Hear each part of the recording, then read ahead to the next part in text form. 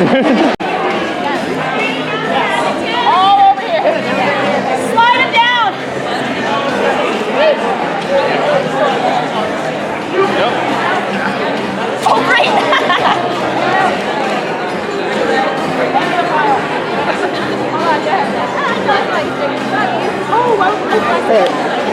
Here, what I'm gonna do? I'm gonna use your arm as an extra boost. Sounds good. This way, at least he's not center.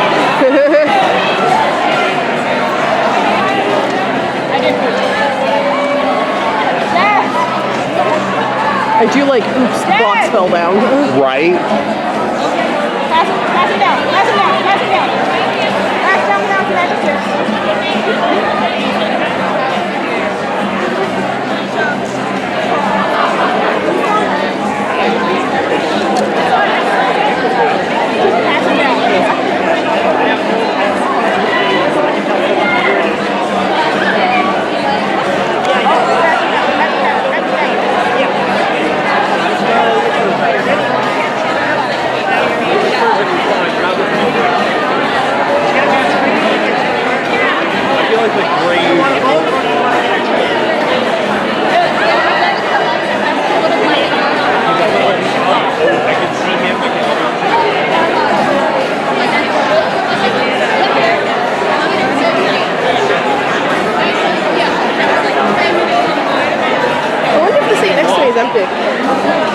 It shouldn't be.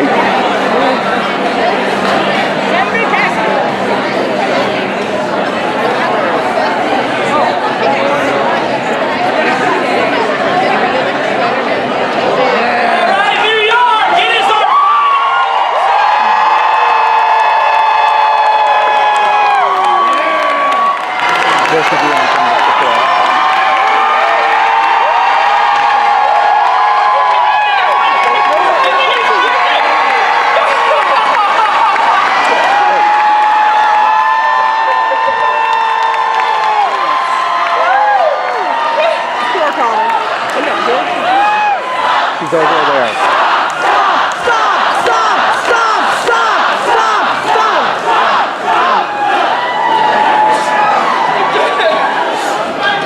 From middle school all over again. Connor, take last. I will tell you, you have 39 votes. It's just, it's in place, I promise. And you're 41 now.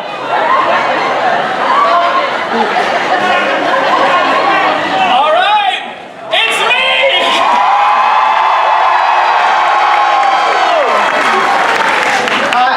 Alex Stompoli, you have won the first shot of ambrosia this evening. Love of my life. What is this shot to?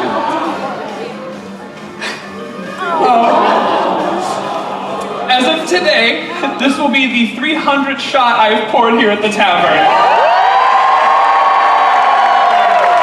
So this goes to every single one of you out there, every single one of you who works front of house, backstage, my cast, my family. Thank you for an amazing 300 shows, New York. It's been a fucking delight.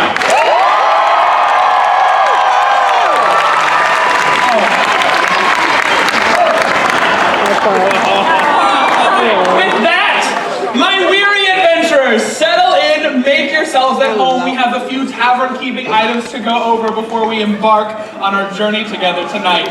First, please make sure that you have scanned the fantasy QR code that can be found on the cast page of your playbill. This will ensure that you get to help make decisions over the course of our time together, and these decisions are going to help shape our quest. Please do not worry if you have little to no knowledge of Dungeons and Dragons. We are all here to help you create this once-in-a-lifetime story together. We have got your back. The first choice I am sending to you now is for you to choose the color of the sticker we have also given you this evening. They're either red, blue, or green, because, yeah, damn it, the free merch is for something! Reason you have lost yours, did not receive one, felt the line of concessions was too long, so you decided to eat it, that's fine. Just choose whatever color you feel in your heart, everything will be okay. Also, we want to encourage everyone to take any photo and video you'd like over the course of because the real treasure is the social media followers we make along the way. We are the only theater in New York that will not yell at you for having your phone out. I promise I'm nice, I am not Patty LuPone.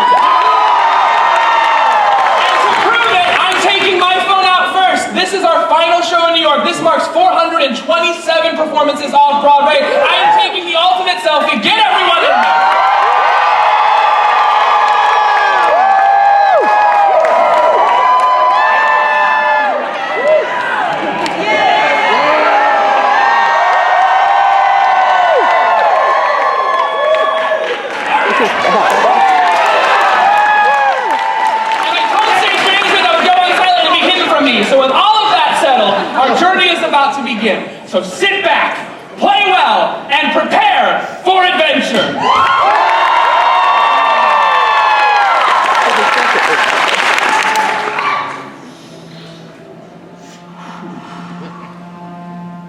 Chaos is a terrifying proposition.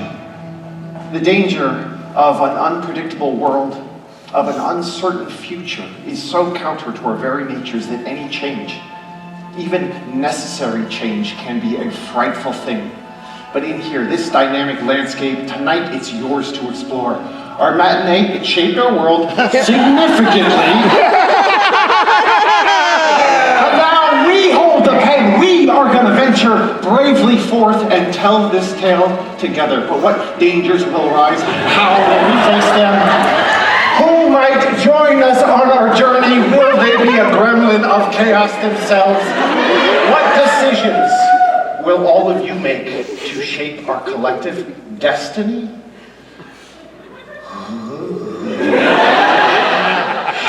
Oh. It is time to find out at the 20-Sided Tavern!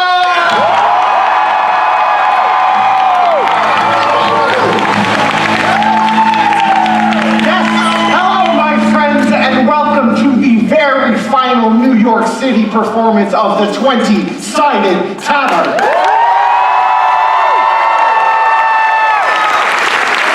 I am so glad you're here. Now let's kick our show off with a little bit of call and response. When we say ale, you respond and well met. Ready? Ale!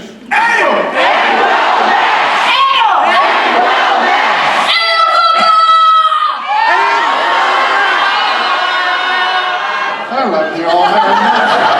Let's do that one more time. Ale! Welcome to the 20-Sided Tavern. It's time to leave your worries behind and dive into the forgotten realms one last time.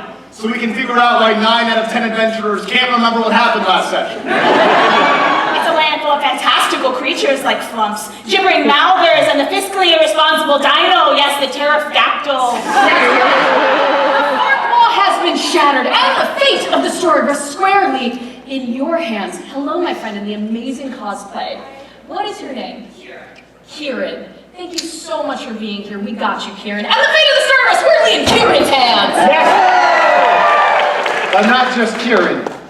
Each and every single one of you little Kierans out there will decide where we go, who we meet, and how our adventure ends. Parts of the narrative we will decide. Parts of the narrative you will decide. Parts of the narrative will be decided by the glorious randomness that is, y'all know it, ready?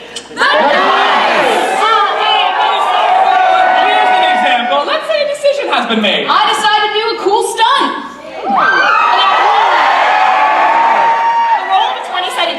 How successful we are. A natural 20 is an automatic success. I mean, the player does exactly what they want as well as possible. All right, let's go. Come on.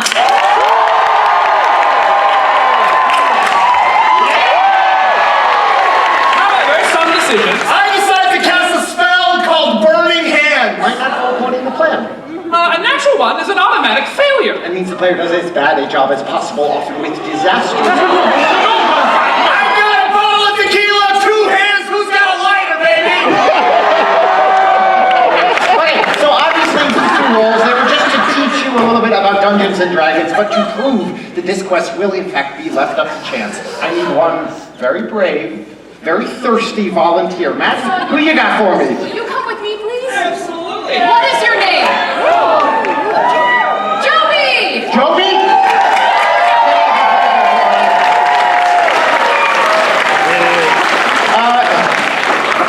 Joby, I love your color scheme. You took a bow right there. That is a great lesson in counting your chickens before they hatch. Joby, follow me right this way. I want to set you right here and introduce you to my friend Jasmine. Hi, Jimmy. So on this tray I have the finest ambrosia. Ooh. It's apple juice and a dastardly poison. It's pickle juice, probably. Now here's the deal. I'm going to ask you to make a perception check. See if you can tell which liquid is in which vial. The difficulty class, the DC here, is a 10. However, the last time this module was run, about 4.5 hours ago, the audience didn't do so well. So we're going to give you a modifier. We're going to subtract 1 from whatever you roll. That's right. How you all do tonight will affect our first show on tour. So... High your perception check, and if you don't roll high enough, this is a lesson in consequences. But we can't see what Toby is rolling on little teeny tiny baby dice. It's time to bring out what? Give it a roll, give it a spin, my friend. Let's see what you're working with. Let's go.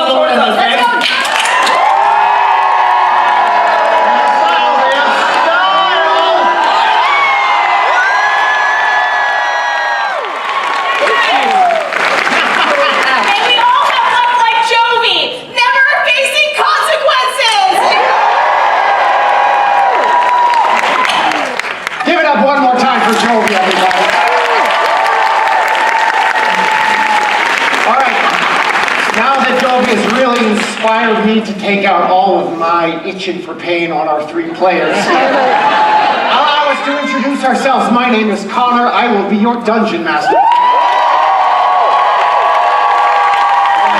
I used to be just your game master, but now Daddy Hasbro says I can be whatever I want. Always a dungeon master without a rules lawyer with me on stage. The clerk of all mechanics. The most beautiful man in the goddamn world.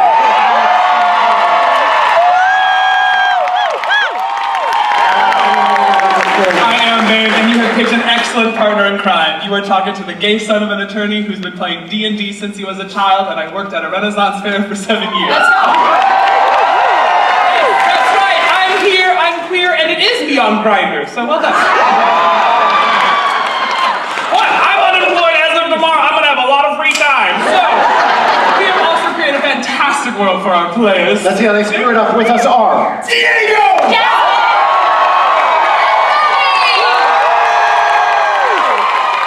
Whose three are your playable characters? Now, hopefully by now you have scanned the fantasy QR code on your program, chosen your cohort, and aligned yourself to one of our character groups. Now let's meet these groups, starting with your red team, Team Warrior, in the blue corner, Team Spellcaster, and Team Trickster.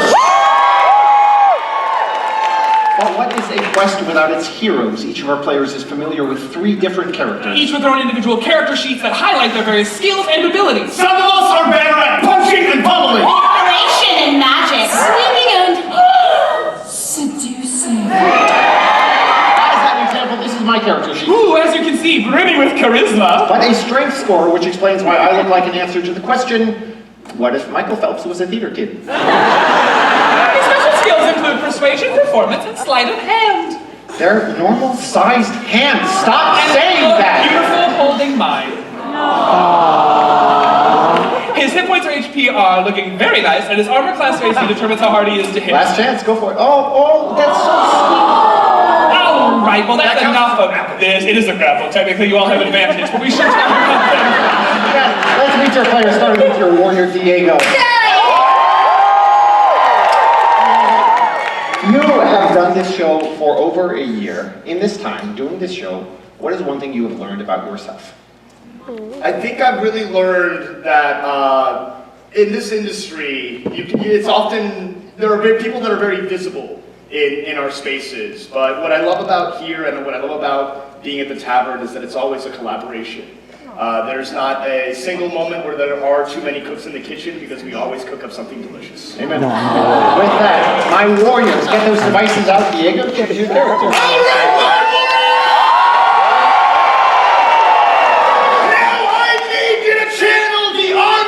Of the samurai, the ferocity of the Aztec jaguar, and the abs of Gerard Butler in 300. And I need to hear one last time your battle cry!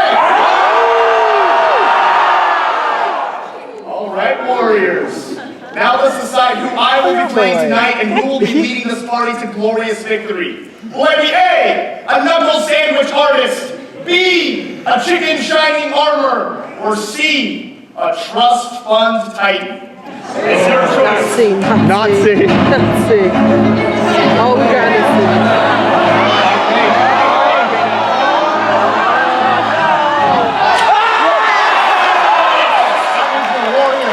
It's going to be John Paul Human Man. Alright, well, John Paul Human Man, obviously just a normal human monk, definitely not 2 halflings in a trench coat. And never understand why people laugh at that. He is a skilled combatant, always described as fighting like he has an extra set of limbs, but he's a little clumsy and a little top-heavy. Mr. John Paul. Hey, Connor! It's a pleasure to meet you! Paul, turn around, it's polite. All right, just let me practice, buddy. Left, right, left. Hey, John Paul. Hey, forgive me, I mean no disrespect, but you are going on quite the adventure, and you seem to be struggling with some very basic skills here. Honestly, no, it's nothing like that at all. Me and Paul, we see eye to thigh on a lot of things. I'm excited to see this collaboration. Head backstage, we'll meet you soon. Onwards! That is your warrior. Let's meet your spellcaster.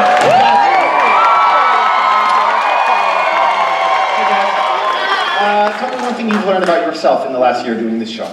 So I'm a person who can be very hard on themselves, and so there are times where I felt like I didn't do everything that I could have, or I didn't bring it all to the stage, and every time I felt that way, somebody has come up and said something really lovely and beautiful about their experience, and so I've learned that no matter how I'm feeling, I'm always enough. Hey.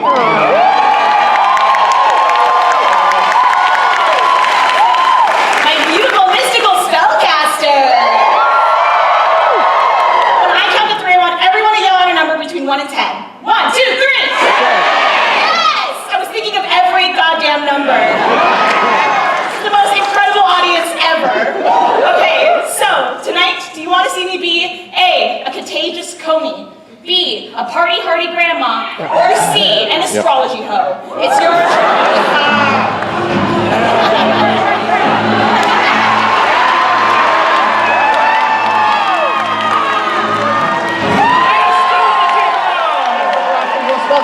Zvezda, Zvezda. She is a dwarf ruled by the cards. She firmly believes that everything is a sign, from the formation of the stars to an oddly timed sneeze. Though others may not always understand her machinations, she's always ready to give advice, interpret meaning, and blame all of her crit failures on Fantasy Mercury being in retrograde. Yeah. Zvezda. Hi, Zvezda. Are you okay? Yeah. I can't get a read on if you're doing good or not right now. Okay. You're gonna have a long life. Oh, that's good. Am I gonna be happy for at least most of it?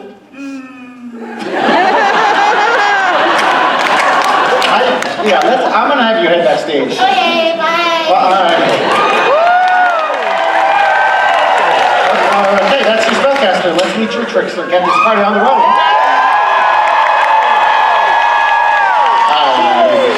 Tell me something you've learned about yourself doing the show over the last year.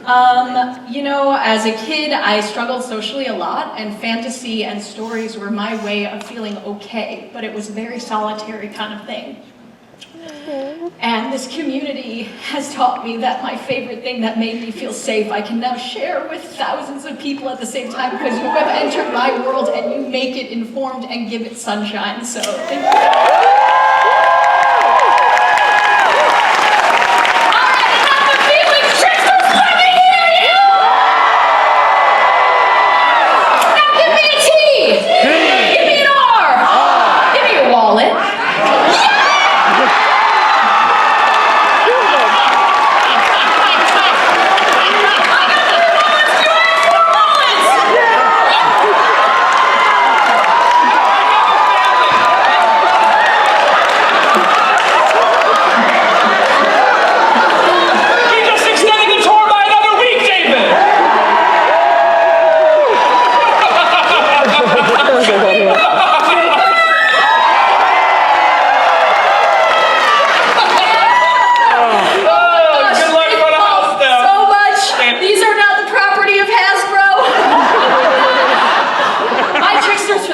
In New York City, it is my absolute delight to present to you your choices for tonight's trickster.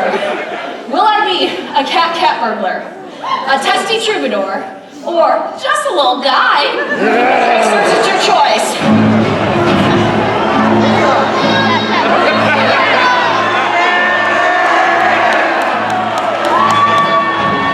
Just a little guy!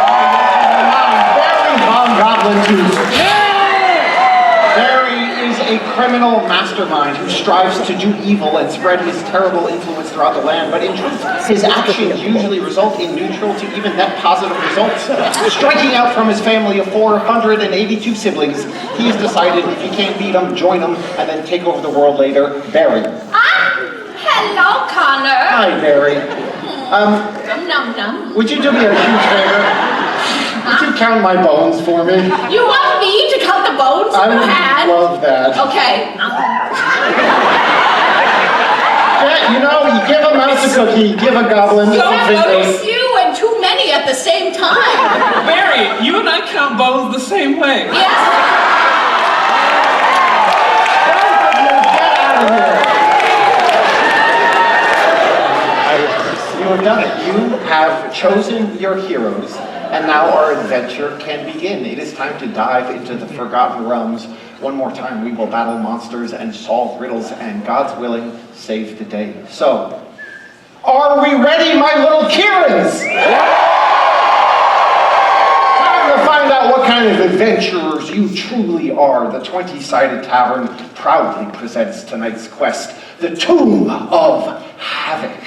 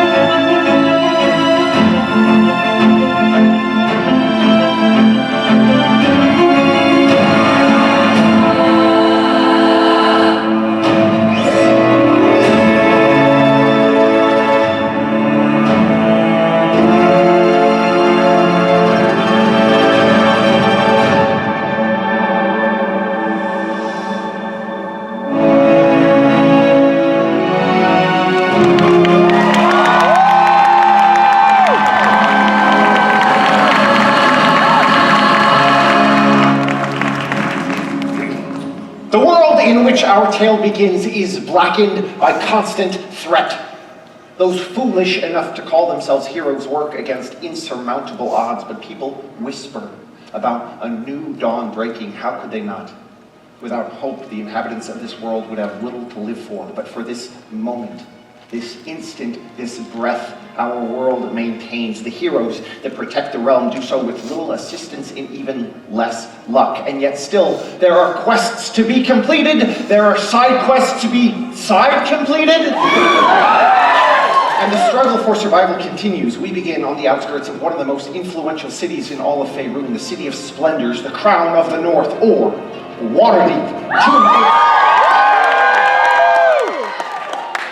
And there's so many Waterdavians out there. Welcome to New York. Odd time for you to visit, but it is on a well-beloved side street between a fantasy pawn shop and a Sailor Joe's that our tale begins in a humble little town house called the Curious Hedgehog. Yes, the Curious Hedgehog, a renowned way station for veteran heroes and first-time adventurers alike. It is in this humble boozery that so many lives have been changed, so many grand epics have begun, and our tale begins with the unlikeliest of heroes. Smell that? That's the fresh air. Our first day post-graduation. You know, the Adventuring Academy was rough and tumble, but the professors matched us up for some reason. No, I mean, you are the best fighter at the school. You were magma cum laude. And me. Yeah, I made the magma really loud.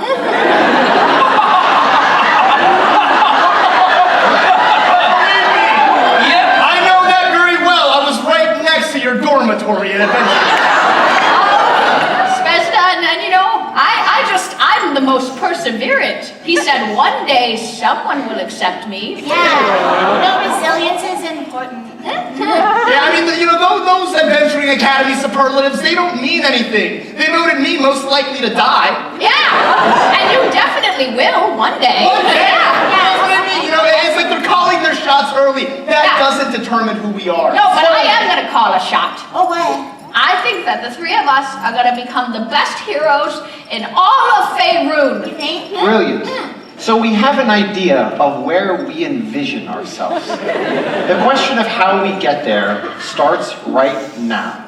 It starts with a drink at the bar of the Curious Hedgehog. Ooh, but first let's drink about it. Okay. You do celebrate your graduation. It is, in fact, a monumentous occasion. Hours go by, the revelry continues. Eventually, the bartender is a very kind man, a very jovial man with a big, beautiful, bushy red beard, sidles up next to your party. You wearing white. You said that this is your first time. You've never been to the show before. I would love to invite you to name our bartender. I just wish everyone could see the swath of like 15 people that leaned over. Everyone in three rows went, have you heard of the name? Did you say Tristan? Tristan with a Y. Yeah, but not what you think at the beginning. So it's Tristan never with a Y, never Tristan with a how. Okay, great. So Tristan, What's wrong, baby? Did you have a this shot? moment has always felt off to me. Is it because when you put it on, you look like a PBS cartoon? Because we gotta fund that, bitch. It felt weird because here we are celebrating our final night, and we have a beautiful cast of 9 actors, and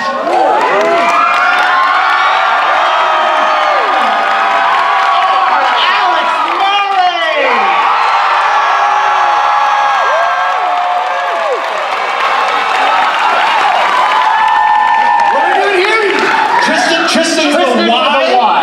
With a Y. Hello there, adventurers. It's me, Tristan. Now that we're on the first name basis, what do you say we settle up the tab? Oh, no. Which of ye holds the gold? Well, listen, Trisket. Yes, that's me. Future great heroes, and naturally you would want us to not have to pay anything, so that's... We still gotta pay back our student loan debt. I understand all of that. You have correctly identified me as quite a snack. Thank you very much. But we are, hey, you know what? Yeah. I do DM as well for this show sometimes, and these three are up to the usual player bullshit. yes, let's put a mile away. So let's put it in the audience's hands. Our players are clearly trying not to pay their tab. They're going to try to talk their way out of it. But how? Are they going to tell Tristan the truth and make a persuasion roll, or are they going to try to lie to Tristan and make a deception roll? This is your choice.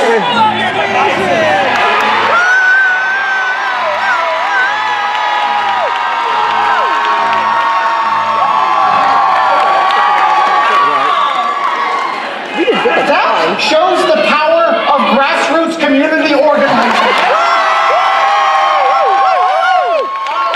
So we are going to tell the truth. Yeah, and the consequence here is that the difficulty class for this check is only a 15, so...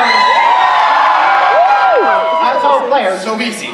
Give me a d20 roll. Add your persuasion modifier from your character sheet. I want to see who gets the highest. You know, until now I didn't even think I had a persuasion modifier. Roll much point next year? Yeah! 13 plus 2, 16. What's this?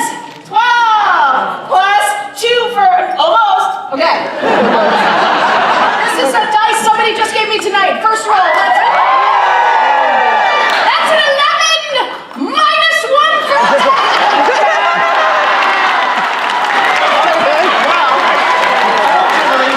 We decided to persuade instead of deceive. 16 will be enough. If I may, I'd like to introduce another mechanic to the way we play D&D here. If a player's dice ever don't land properly, you can impact our story and call out for a reroll. Now, rerolls are exclusive to D20 rolls, and when a reroll is called, both the player and all of you, our adventurers, are going to complete a challenge to see how successful that reroll will be. But keep in mind, we only have one reroll for the entirety of the quest, and naturally, we cannot reroll a 1 or a 20. And remember the last part, you're all going to forget and start yelling at me in an hour and a half. So, with a 12, a 14, and a 16 on the table, do we use the reroll here or do we save it?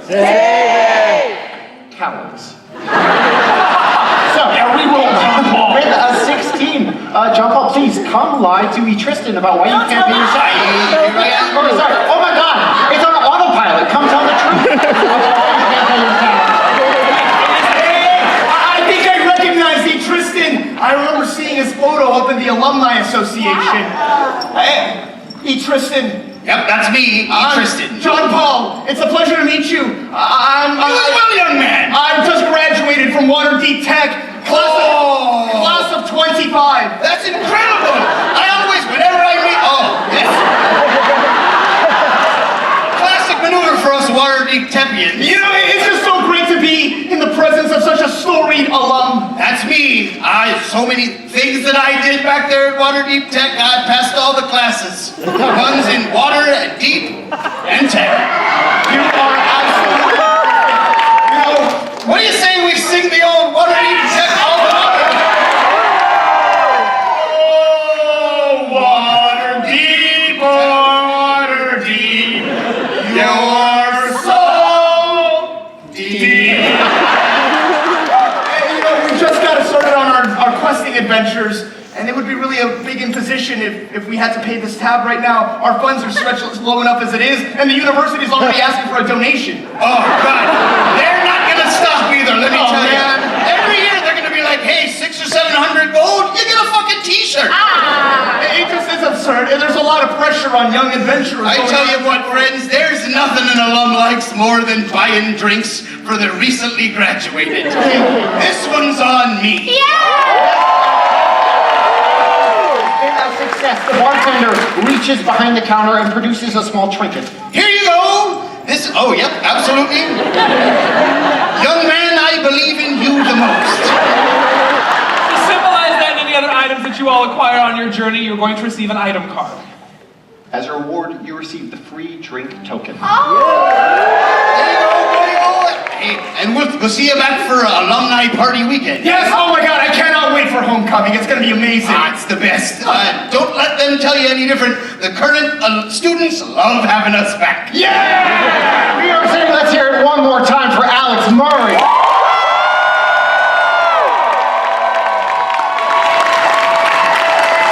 At this sudden moment, the door to the Curious Hedgehog bursts open. An elderly man stumbles in. Though he's visibly distraught, you are clearly in the presence of an immensely powerful wizard. Now, someone else has not seen the show before. Be honest, we're in a persuasive mood. Yes, right here. Who is our wizard called? Extraordinary name for a wizard. Taco stumbles into the center of the bar.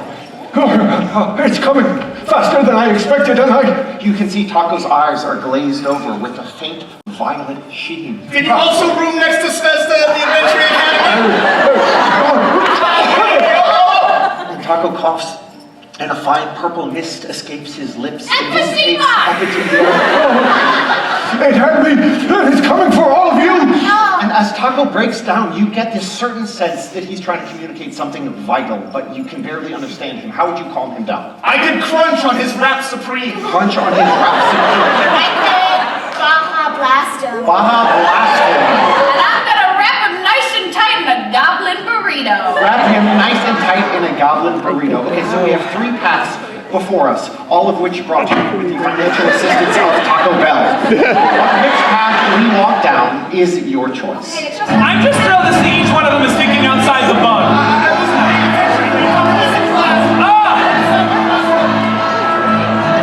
We're gonna Baja blast him! Contrary to several months ago, I now know what a Baja Blast is. So, Connor had his first Baja blast like literally a couple weeks ago. Richard, what in D&D terms is this? Oh, I'm gonna blast him with gust. Okay, great. Talk us through how that works mechanically. Mechanically, the wizard's gonna make a strength save, and if she fails, I'm pushing him 5 feet away and hurting him. Okay, great. So I'm going to roll a strength save, but before I roll, I want to include all our spellcasters in the audience. Yeah, alright, so spellcasters, devices at the ready. You're going to do something called a multi-click. In a moment, a button is going to appear on your device, and you're going to tap that button as many times as you can, and your goal is for your collective taps to land the bar above that line up there. If you do, we're going to boost this Baja Blast by 5, and if you don't, we're going to subtract 3. So on my mark, get set, go!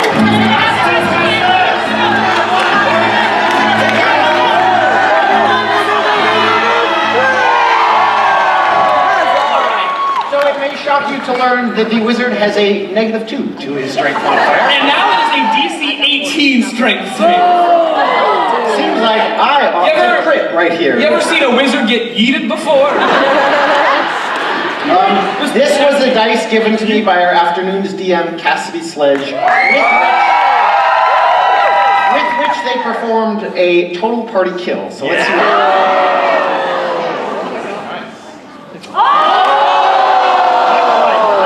It's cooking for me. Okay, so you will succeed. Let's see what this looks like. Let's go, Spencer. I know you're so upset. I know it'll calm you down. Have you ever been blown?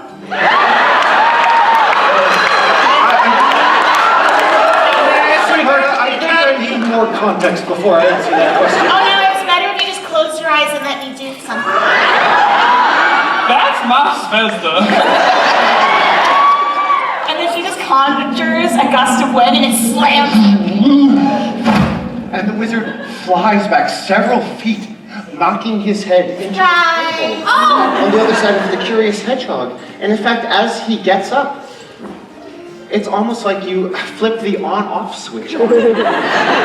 Hitting his head has knocked a little bit of sense into him. It's restored some lucidity. All that pounding that his heart has been doing is now replaced with a bit of a pounding in his head. But it's one that... You take the cartridge out and you blow on it. A generational ally.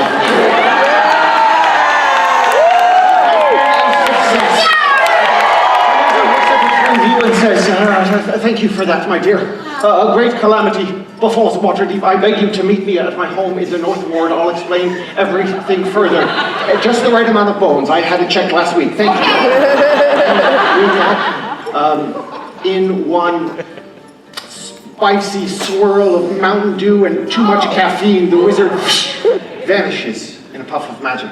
And you begin your journey into the city of Waterdeep. This is our opportunity. We're finally gonna live lost. This seems like a pretty big adventure. Maybe we should, like, I don't know, rescue a cat from a tree or something? No. We can't be hesitant. Gotta go big. If it's thrust upon you, you gotta thrust back. I learned that from Smezda. The sounds that are coming from through the wall are starting to make a lot more sense. You're the best fighter in class, John Paul. You can do this, all right? That was always in class, though. I mean, these are real people, a real world. Am I trying to kill? You were supposed to block that. You get the 1 before I make you roll damage against your party members. Your journey into the city proper is marked by an abundance of opportunities. Everywhere you look, the city seems shining and new. All these years of preparation, building yourself up to be heroes, and now here you are. No more instructors, no more classes, no more homework. It's idyllic. Somehow, even though it's your first day as adventurers, all of Waterdeep waves at you as you walk through the city. Now, since you were able to call him Taco, he gave you directions to his home. Your journey is relatively smooth, but the streets still host many dangers, and you might have just wandered onto the front porch of something dangerous indeed. 3 figures step out from the shadows, holding clipboards, wearing smiles that are a little bit too wide. Oh no. Oh no. Hi, Waterdeep Techian! Have you been Oh, you didn't even let me give you my pitch. You see, the Alumni Association of Waterdeep Tech is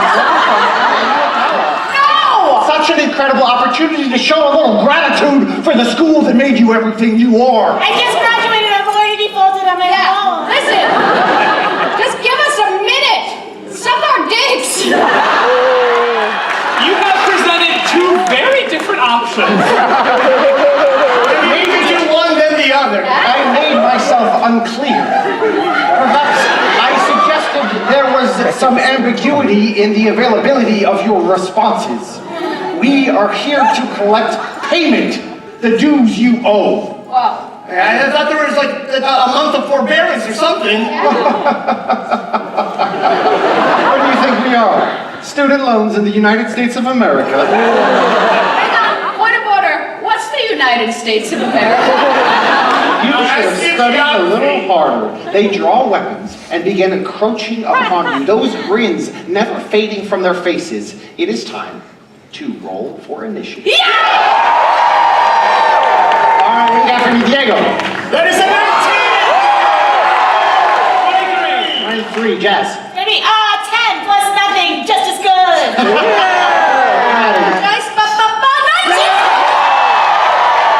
Plus 2 for math. 21. All right, I'm rolling You are with recent a grad. plus 2 to my modifier. All right, 18. So you are going to be first, Barry. Oh no, I'm so sorry, John Paul. You're going to be first.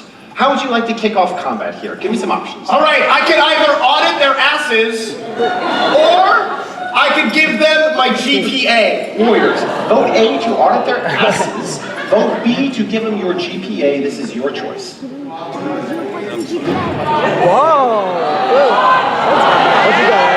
I went with you.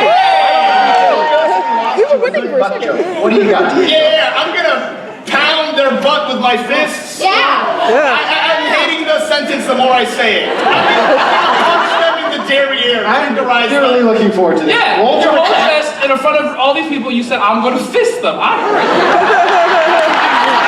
This is gonna be 2 unarmed strikes followed up by 2 flurry of blows. So it's gonna be 4 attacks, okay? Oh. All right, next. So we're good. All right, so the lowest one is gonna be a 10, followed by a 10 will miss. Everything else hits. So roll damage on 3 of those 4 attacks, and let's see what this looks like. Oh man, hell yeah. Barry, you'll be up next. Okay. Come on, dude. John Just Paul. graduated yesterday. Just give us a chance. Oh, finest warrior in your graduating class? I mean, that's what the student council said. Yes. Well, the student council is easily persuaded to revoke their accolades. Well, that's not the first thing you revoked from me. My brother came here on a full scholarship, and you denied him. Oh, Paul, yes, I remember your application. Seriously lacking in extracurricular. Oh, it's gonna be like that then. It's gonna be like that then.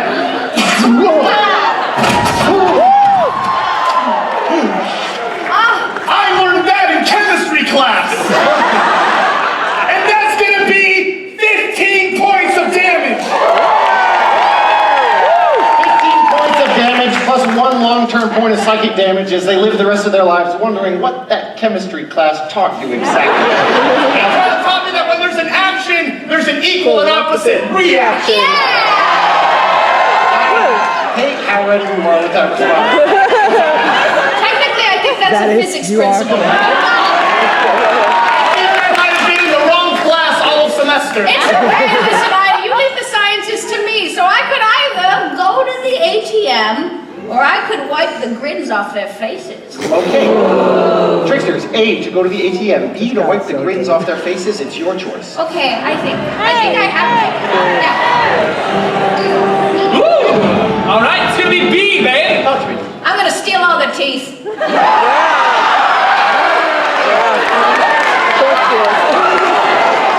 how do you propose to do that? I'm gonna do it with my most powerful weapon, my Force Ballista. Wait, no, I lied. I'm so sorry. Scorching Ray. +6 attack roll, meaning I can hit all 3 of them at once if I do this. So, Great. It's a +6 attack roll. okay, +6 attack roll. New dice. Here we go. 6 +6 for 26. 12. You don't need to lie, Maddie. Their AC is a 12. This will hit as well. All right. And you're hitting all 3 of them, babe? Yes. Great. All right, so what I do is I say, okay, I can't fight like you, John Paul, and I'm not sexy and smart like Svezda, but what I can do is overcompensate. And from a part of my pocket, don't ask questions, this emerges, and I line up, and I cast Force Ballista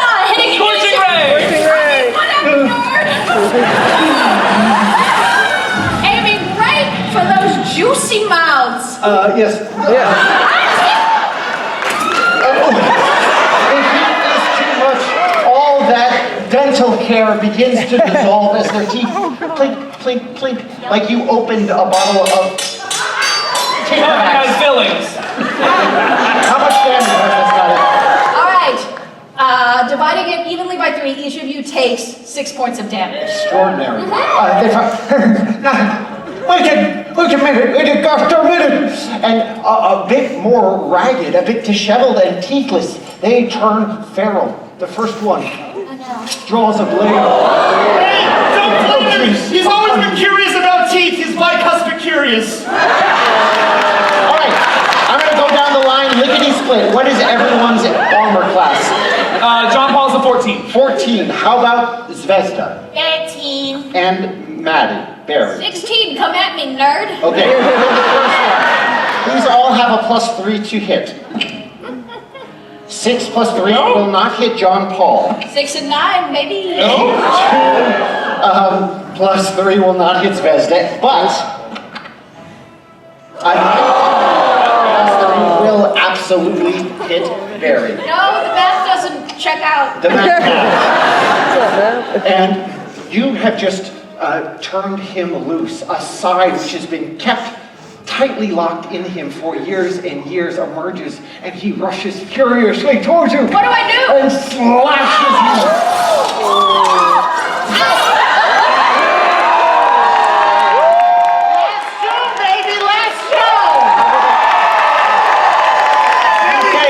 You have that titanium spine installed. 8 points of damage, Barry. And now, Zvezda, you are up last. What's it gonna be? I can either show him my extracurriculars, or I can get a hand. Okay, spellcasters, A, to show them your extracurriculars, B, to get a hand, it's your choice. We blew the wizard, now we're giving a hand. Extracurriculars winning, huh? I did not expect that. Hey! I'm gonna introduce them to my club. Oh, that's Okay. So that's gonna be a +5 attack roll. roll to hit. You know their AC is a 12. Whee! Just- Whenever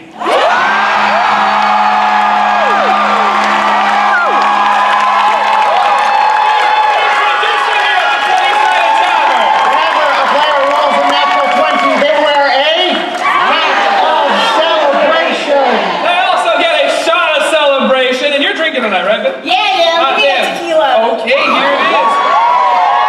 What's this shot to, my love? This shot goes out to all of you living out a dream, and also the lovely person who gave you these dice tonight. Yeah! All right, roll damage, double it because it's a crit.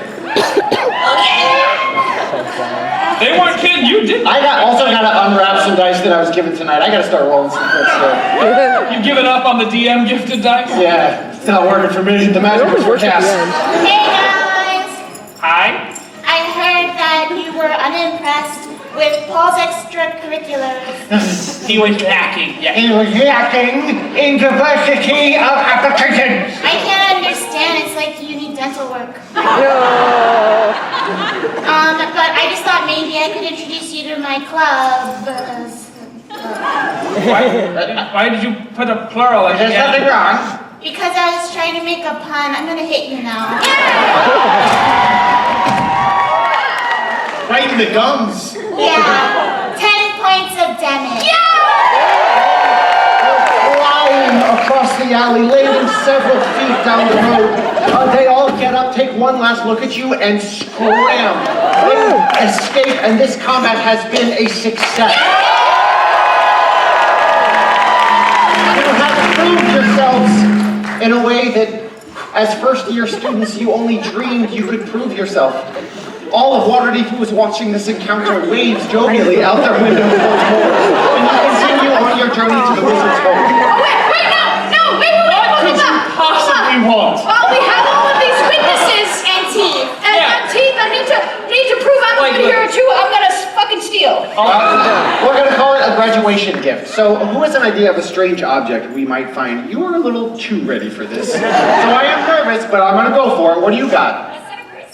set of braces. That's incredible. And here I am being a curmudgeon cynic. Yes. Yes, right here in the corner. Danger! We have a theme! Everyone here has an oral fixation. Top right there. Use dental floss. Okay, slowly it's gotten like a little rougher. Okay, right here, you're wiggling your fingers. Headgear. And that's how Regina George died. Alright, we're just gonna get one more right here.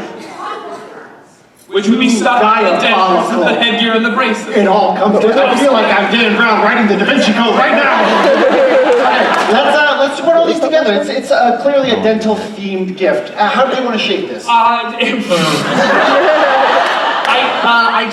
feel it, like they've robbed the trash bag of like a dentist. Like it's like a throwaway from a dentist. Oh, yeah. Yeah, okay, great. It's like one of those Ziploc bags. It's not like a biohazard, team cards. Okay, we are going to create this item card together. I have a Sharpie and you have I have a blank item card. This is cool. Something you find at Port Authority. It looks like this fluorescent orange bag belongs to a guy named B. Iohazard. Oh my God, it's from, this is a dental office. The tooth, and nothing but the tooth. I never really understood the whole orthodontic. This is the best day of my life. Orthodontics. It's so nice. I love this for you. Oh, thank you, Vesna. It really means the world to be holding loose teeth with my best friends. I somehow knew you had one over there. Mr. Clean!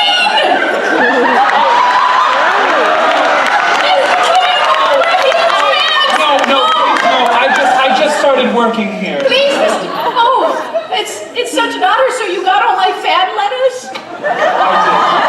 And Barry, I thank you. I've signed an autograph. I've put it in the mail. Weird that you asked for me to be naked holding the eraser there. Not weird. But Natural.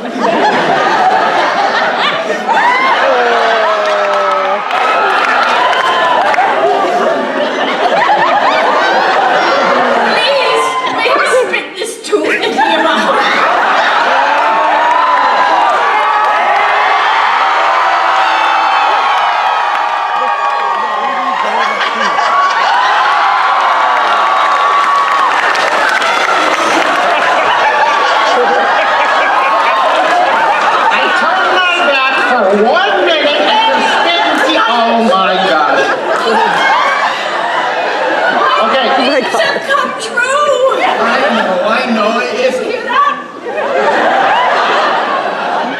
Friends, it is my privilege to present you with the biohazard tooth. You have your item, and now, without issue, you make your way to the wizard's home. But as you reach your destination, it is quiet. Your attention is seized by something alarming. Through cracks in reality, that same foul purple mist winds out onto the street before you. This same calamity wizard warned you of, the danger that you will soon face, but not yet. You shake the strange magic from your minds. You turn to the home in front of you where you seek the wise and mystical Taco. You knock at the door to his home and are greeted by his apprentice, a lanky young man whose name is what? Hang on. You're raising your hand right here on the aisle. Eggplant. As in the emoji.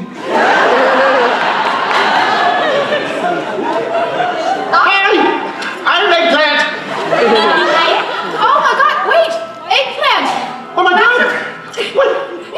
Barry, von Goblin to Svesta, John Paul! Nice to see you. It seems like we might be about to hug. Yes, absolutely.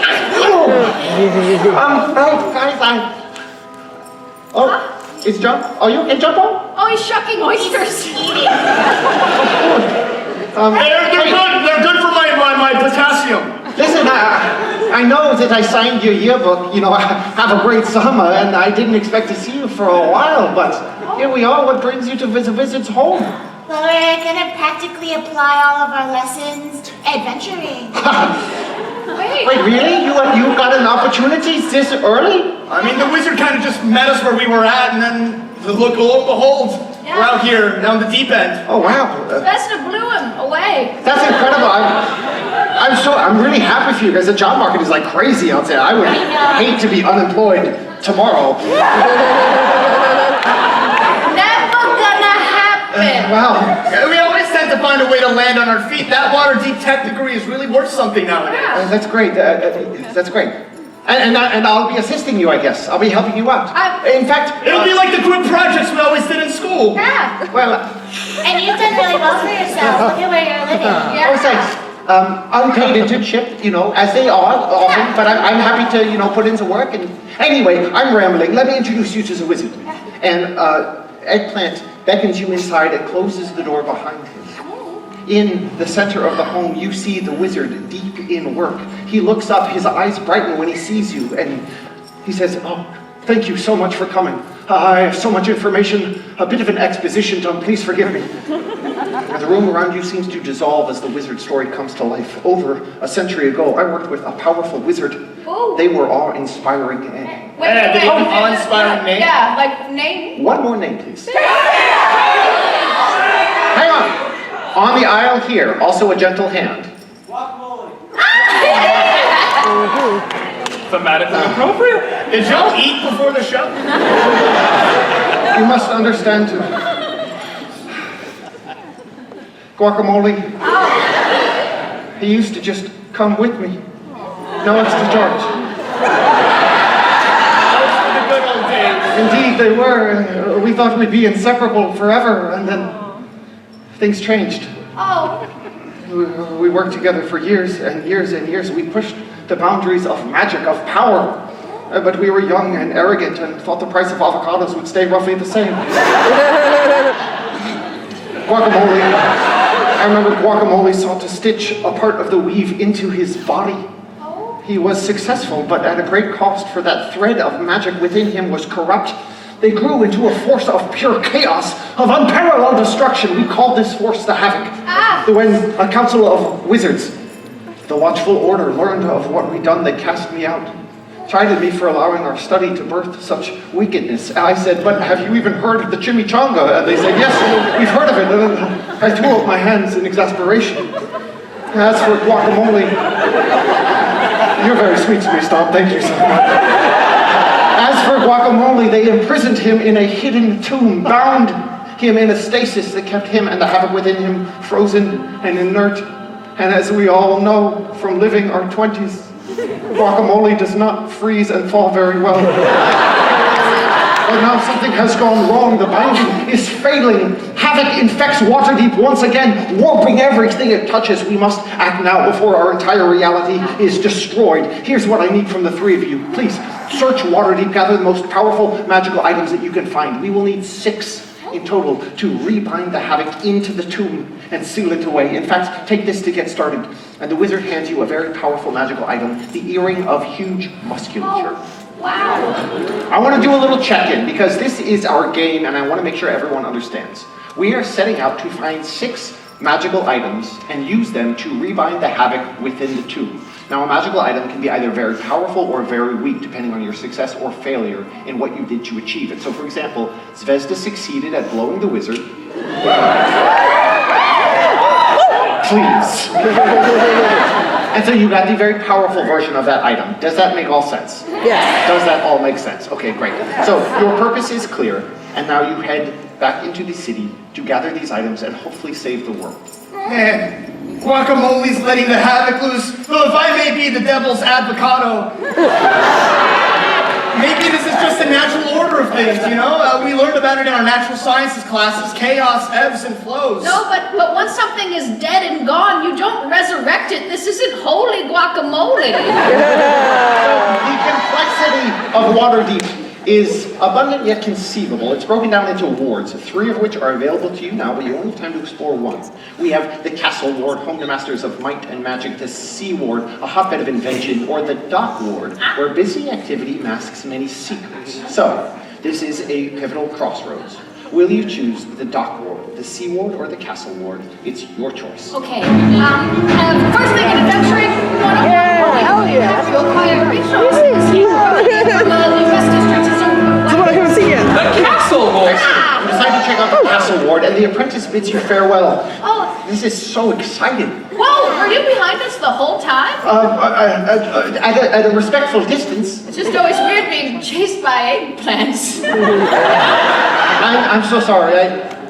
Maybe I'm losing myself because it seems like just yesterday we were all staying up late and cramming for tests and... All those days on the sunny quad, knocking back drinks and studying. Yeah. Do you ever worry that, I don't know, that those was the best days and that what lays ahead it will be I think they were good days. And I think they were the best days in the moment, but that doesn't mean better days aren't there to come. It's not a competition either, Sure. It requires bravery of a different kind to believe in the possibilities of the future, not knowing what they hold.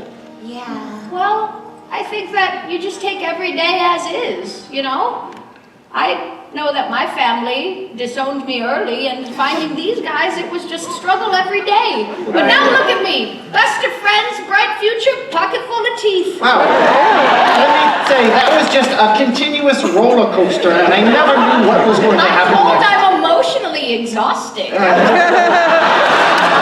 still love them anyways. I mean, it is insane to see how far we've come. Us, just the sons of a lowly oyster fisherman.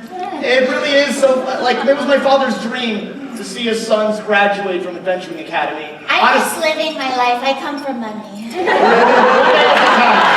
guess that's all that we can do. And what tomorrow brings, tomorrow will bring. And if I have friends like you, then I feel pretty good about it. Your hair makes me think of something when you talk about tomorrow.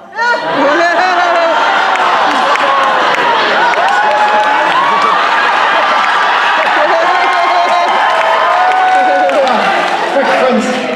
Clouds descend. The sun is being blackened out. Perhaps, for one final time, it shan't rise in the morrow. Man, I'm so glad you double majored in poetry. Me too. It's also nice to see you, Sandy. I know Daddy Warbucks was right there staring me in the face, but I made a choice. That's fine. You call me daddy when the show's over. All right. The apprentice bows, gives you another double thumbs up, and heads to search for the location of this tomb. You make your way toward the castle ward. The impressive structure of the castle of Waterdeep looms overhead, and you meet standing guard out front an elven member of the city watch whose name is what? Mother! Hang on, I'm such a sucker for the jazz hands. What do you got right here in the horns? Kaylana. Brilliant. Kaylana it is. Kaylana? And as Stomp writes down that name, it is my great pleasure to say another name real loud and with my whole chest. R.J. Christian!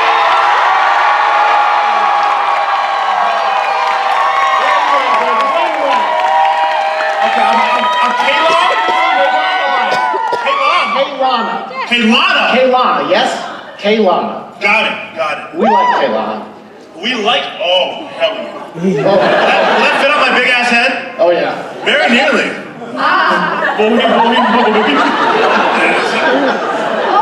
Oh, man. Oh, it's like half-nass.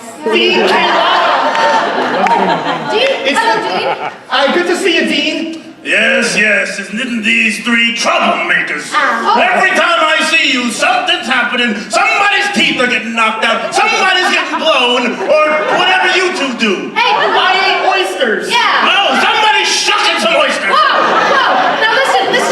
I know that we vexed you a lot, but we're Yes, I'm graduates. vexed. I know, but we're graduates now, and listen, we're on a quest finally. We got job security right after graduation.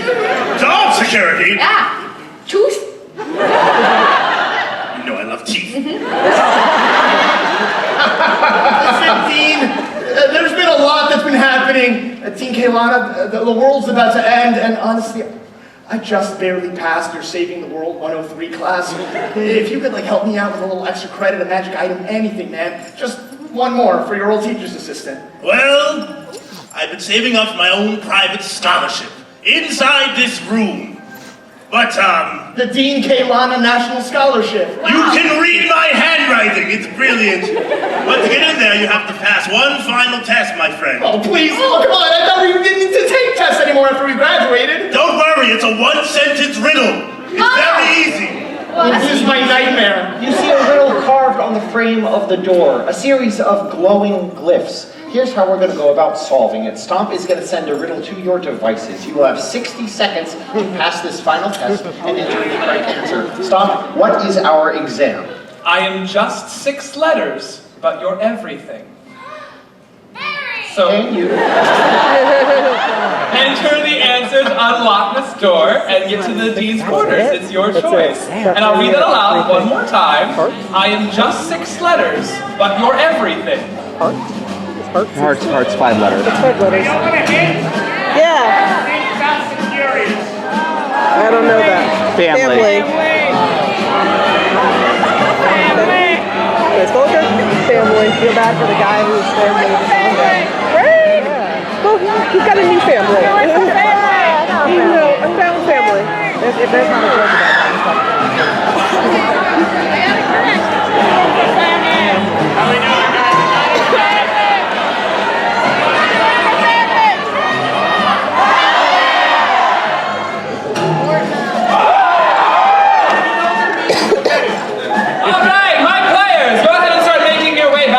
Stage for me, please. Because that is time. And enough of us got this correct. This has been a success. And that answer was what? Family. Family. The door to the supply room creaks open. Kaylana ventures inside with the 4 of you.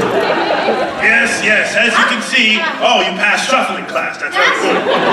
Yes, these are the final wares of the Kaylana scholarship, that's the word. I went to college, yes. Take a look around. Kaylana has not done a great job organizing the room, so why doesn't everyone give me an investigation roll and see if we can be a bit more focused in our search.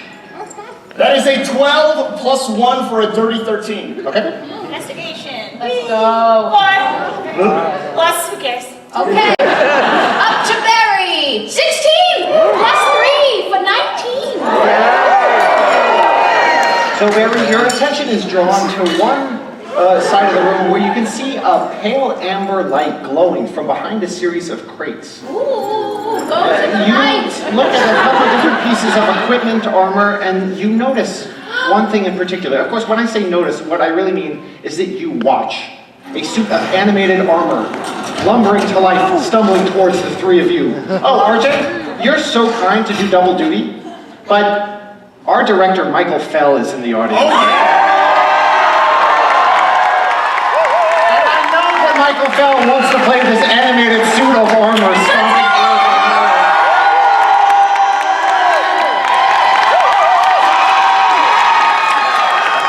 All right, take it away, big scary suit of animated armor.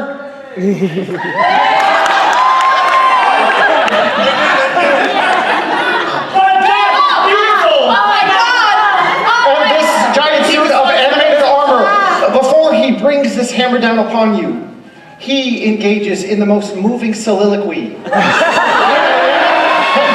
that you've ever heard. Mind your light. Cheat out, like you always told me. I'm going to fuck you all up.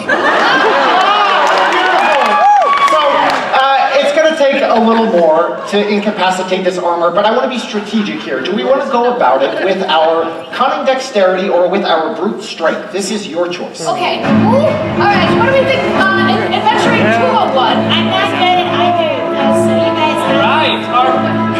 Our cunning dexterity. Excellent. So one of our heroes is going to make an acrobatics check to take down our boss. But you get to decide who, our warrior, our spellcaster, or our trickster. This is also your choice. Not sure which one is going to be good. I feel like who is a monk? That's really for it. I'm not sure it's the right trickster. Our trickster. So before Maddie rolls for acrobatics, all our tricksters in the house will assist her. All right, so my tricksters, get those devices out and at the ready for me. You're going to be doing a little bit of a different challenge. You are going to be doing something called an over-under. This is very similar to the multi-click we all saw earlier, but the goal this time is for your collective task to land the bar in between those two lines up there. Land it just right, I'm boosting this roll by 5. Too far over, not far enough, I'm taking away 3. So, on my mark, get set, go! Come on! Keep it on your ball! Got this, you got it!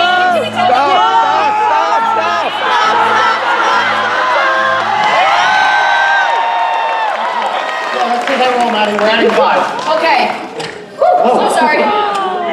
7 plus 1. Sorry for acrobatics. Plus 2 plus 5. So that is going to be 14. I'm so Cosmic sorry. moment! Tell everyone what Cosmic Omen is all about. I'm gonna roll a d6. If it's an even number, we'll add to that. If it's odd, I made it worse. You have even, I want odd. 2 or 6. Everything. With a wheezing roar, you fell this animated armor.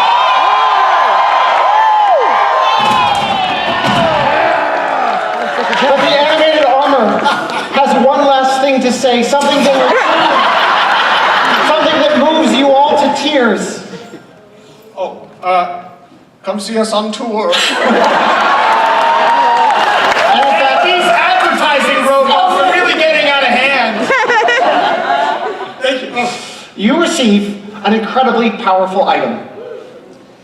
Wow! Bursting from its chest, Kaylani congratulates you on receiving Yes. the goggles of good looking. Take it wisely, keep it safe, and Spencer, can I talk to you for a moment? Yeah, okay, hi. Why are you hanging out with those idiots? You got all straight A's. No, they're my friends, though. I know you have friends, Yeah. but without them, you'd be like 10% smarter. Yeah, but at what cost? Hey, Spencer, look what I can do. Just, Hey, that's really good, Barry. just think about it. I have an internship waiting for you if you ever want to leave those two chucklefucks. RJ Christian and Michael Fell.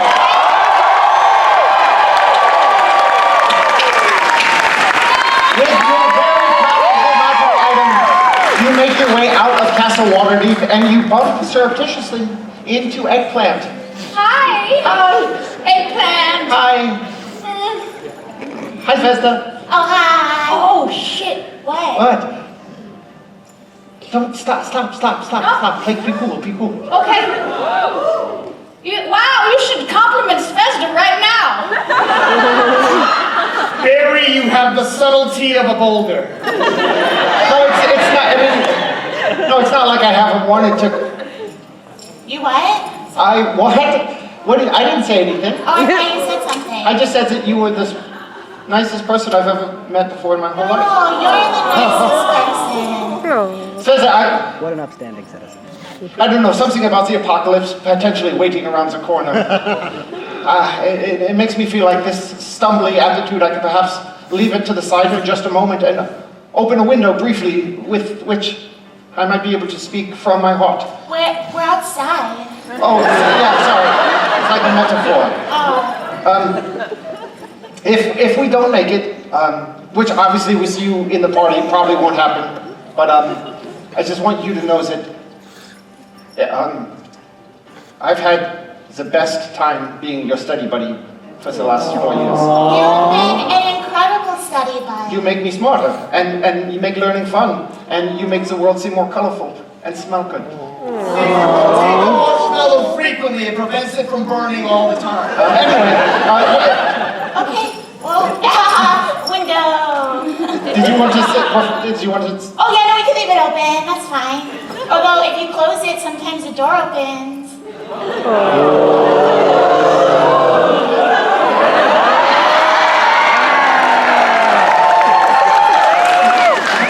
So, you continue on your journey, and the next best location to search seems to be one of these two shops. They're both impressive buildings, but you only have time to explore one. May I ask for a perception check? I want to see if you notice what might be special about one of these buildings. I got 4 eyes.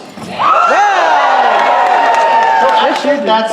Oh, you might roll a crit. Let's see the rest of them. Let's go, Jazz. 13. Don't plus- disappoint me, Maddie.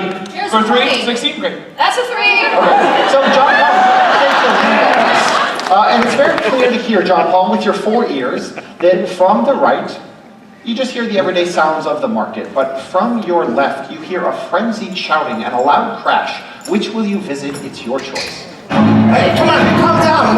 Hey. That means got Paul all excited. Maybe all the marshmallows. Yeah, I know. He's got pretty low We're going left. You choose the building on the left, you enter the tailor shop, a once beautiful storefront now in shambles. You see a halfling running around whose name is what? Bobbin.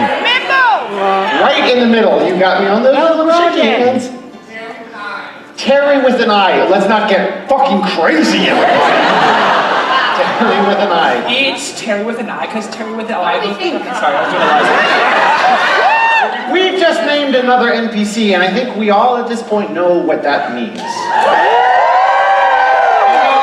That I have the pleasure of introducing you to the greatest DM at the 20 Sided Tavern, and the person who taught me everything about this role. Yes! Cassidy Sloth.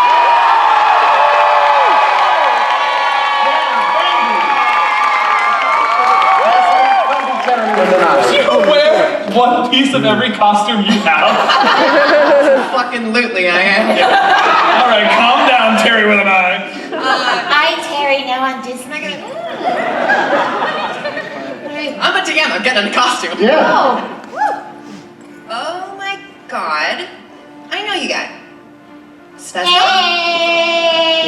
Svesta Petzquetzalcoatl? I know I haven't been in a while. Oh my god, wait. What? How do we... Oh my god.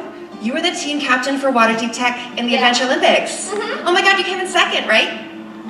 Yeah, I did. Just to you though, but you know, it was fun. No offense, you went to Waterdeep Tech and I did go to Baldur's Gate University, so... Hey! Off-brand Mr. Peanut. Yeah? You got a problem with Festa, you got a problem with all of us. I mean, you guys literally came in second to us. We already beat you, but like, whatever. Wow! Well, actually, we're all here to get some custom suits. So you can just measure my friends and put it on my tab. Thanks. Yeah, measure me, baby. There's one little problem with this. Though you might be inclined to help or not, depending on your own heart's choice, there is something in the way. A wooden chest, which seems innocuous at first, suddenly splits down the middle, Oh no. like a wicked smile, revealing a nasty tongue and razor-sharp rows of teeth. That's right, a mimic has invaded the tailor's shop.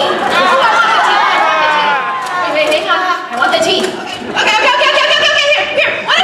Here's the deal. What if you guys, if you get this mimic, I'll give you something really nice. Oh, look at him chase the Monopoly Man.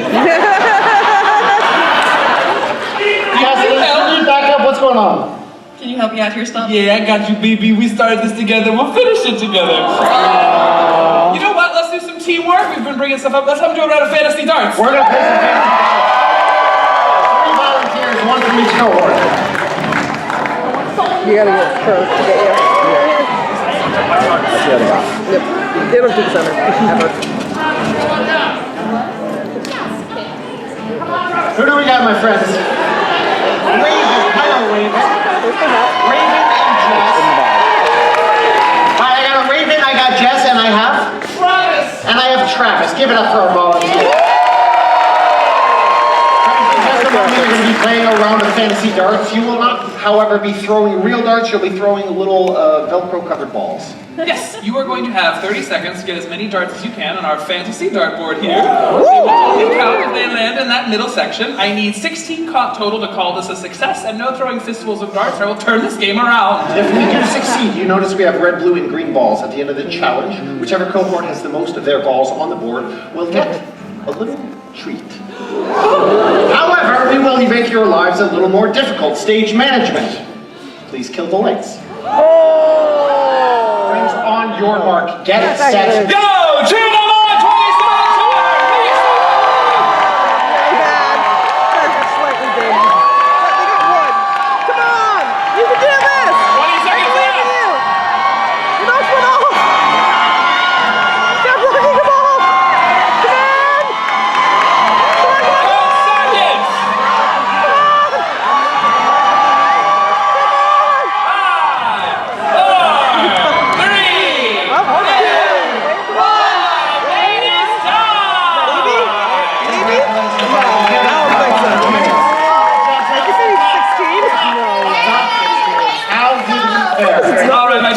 caught a total of 12 darts, which was a valiant effort, but unfortunately is a failure. Unfortunately, indeed. I'm going to hand this over to your esteemed talents. Play the scene however you'd like to play it. Okay, great. So the mimic comes through, and it bounces and has a dangerous case of the zoomies, and it bites not me, all three of you. Cassidy, what kind of damage would you like to roll? Can we go like 2d8? Psychopath.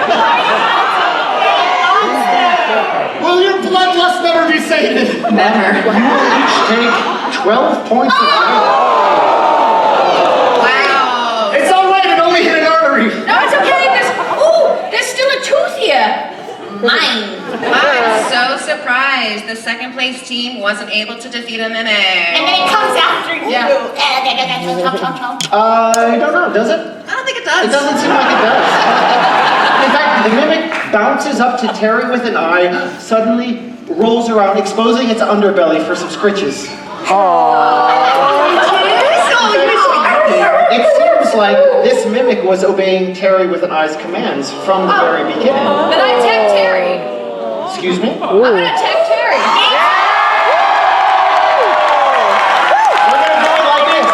We're going to make a contested attack roll. Perfect. We will each roll a d20. Whoever comes up the highest is going to be the one dealing damage to the other. I think it's only fair. You got a TPK this afternoon, so we're gonna kill you. One attack. And that's going to be from Maddie. Get him.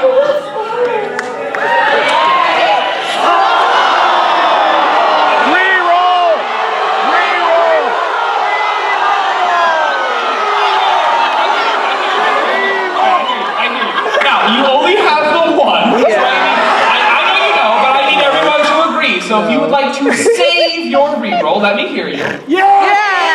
Save If you would like to use it, let me hear you. Very good. What is your attack modifier? What kind of attack are you doing? It was gonna be a straight-faced attack. Right, so what feat of strength will you demonstrate for I'll us? do some push-ups. Let's go. Now, this is a contested check, so both Maddie and Cassidy will be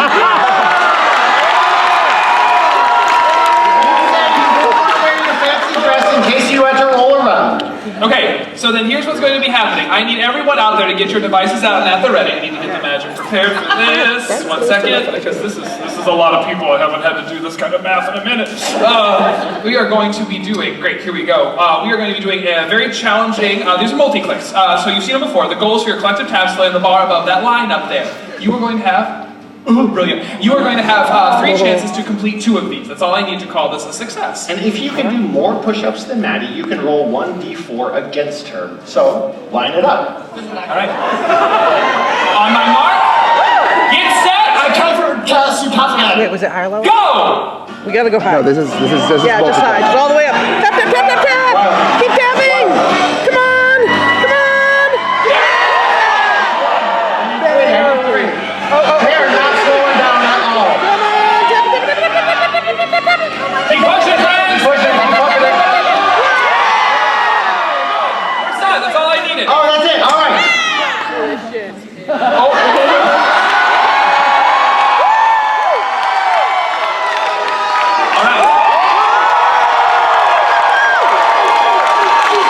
Of the official push-ups that were counted, I counted 22 for Cassidy. And since Maddie doesn't know when to quit, I counted 24. I'll be rolling with advantage to attack, Maddie. This is all you like. Okay. With advantage, we'll take the highest. All right, let's go.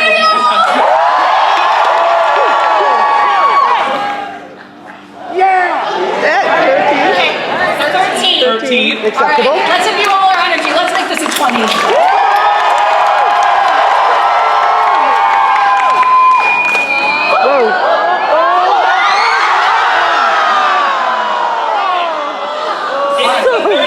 So close. That was insane. Plus anything, it's depending on what Cassie rolls. Yeah, it's contested. This is my Technically TPK. speaking, odds are in our favor. But you will get that a d4 since you did more push-ups. Roll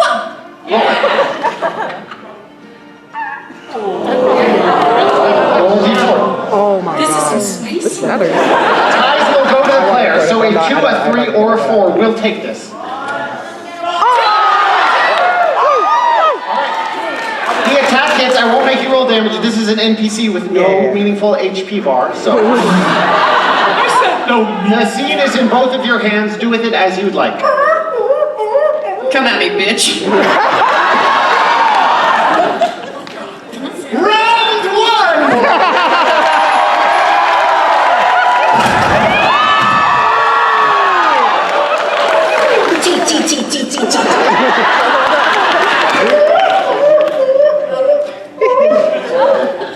My beautiful smile is gone.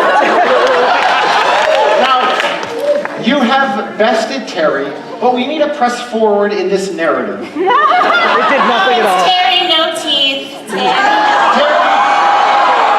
is in a daze. So I put this question to our audience. Without Terry's assistance, because we're just fine on our own. Will we search and try to grab an item from a vest that is still intact or from the pin cushion on Terry's counter? It's your choice. Okay, you look great in vests. But you love your wizard. Where can I put that? Okay. Oh, yeah. The pin cushion. Poking out of the pin cushion, you find your prize. I am sorry to say, you have received the weak item, the needle of self-imposed acceleration. Hey, tooth. Terry, tooth.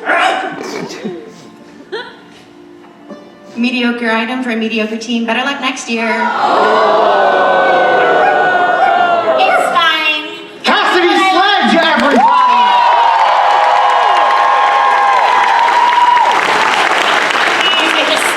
Saying farewell to Terry with an eye, and us saying goodbye to Cassidy Sledge. Suddenly,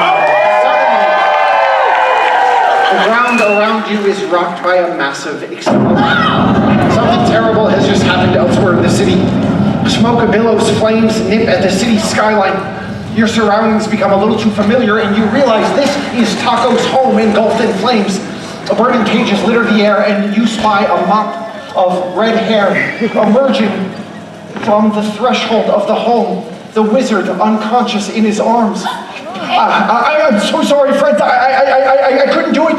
I didn't study enough in medicine, and I couldn't resuscitate him. He lays the body of the wizard down at your feet. No, There's no pulse.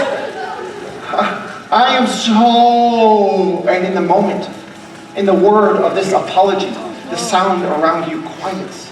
You see, as the apprentice is yanked 6 feet on the air by an unseen force, his jaw drops low, and suddenly a whole wisp, a tendril of that purple smoke emerges from his mouth. His eyes cloud over in purple, and speaking from his maw, but in a very different voice, you hear, "Oh, hello, heroes.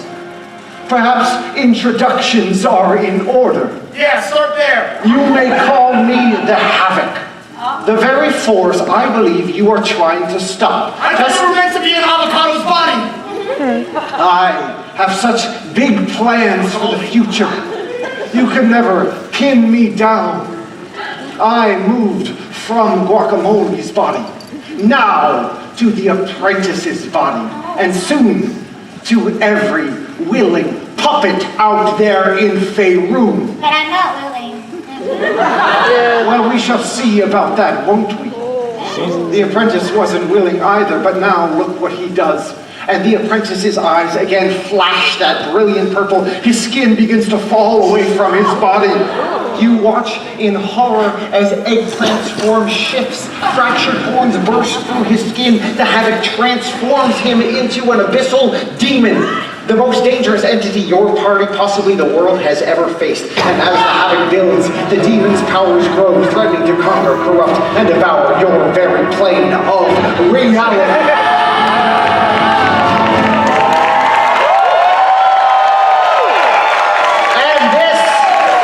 Is where we're going to take that intermission. We will see you in just a moment, but until then, ale!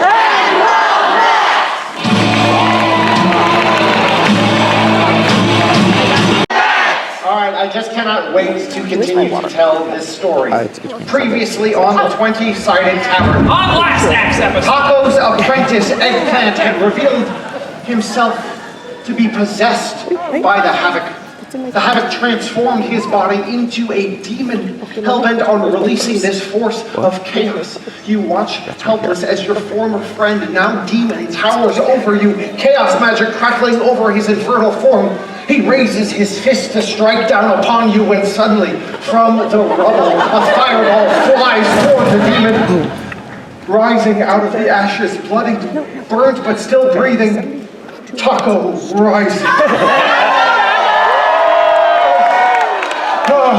I'm back to take down. Oh, he's a demon now, isn't he? It's a little bit worse than it was before. It's a little frightening, Paul, and I feel the same way. So, in this situation, I realized that I can't have a conversation with myself. We're quickly running out of other cast members to call on stage. However, we have not entirely run out of special guests. Yes. Tonight we have something special. Joining us for the first time is our wonderful producer. Put your hands together for David Carpenter! And executive producer of the 20 Sided Tavern, David Carpenter, you will be playing our wizard Taco. You've seen this a million times. You came up with it. You know the drill. Get cloaked up and we'll get this party started. This gorgeous man making his off-Broadway debut.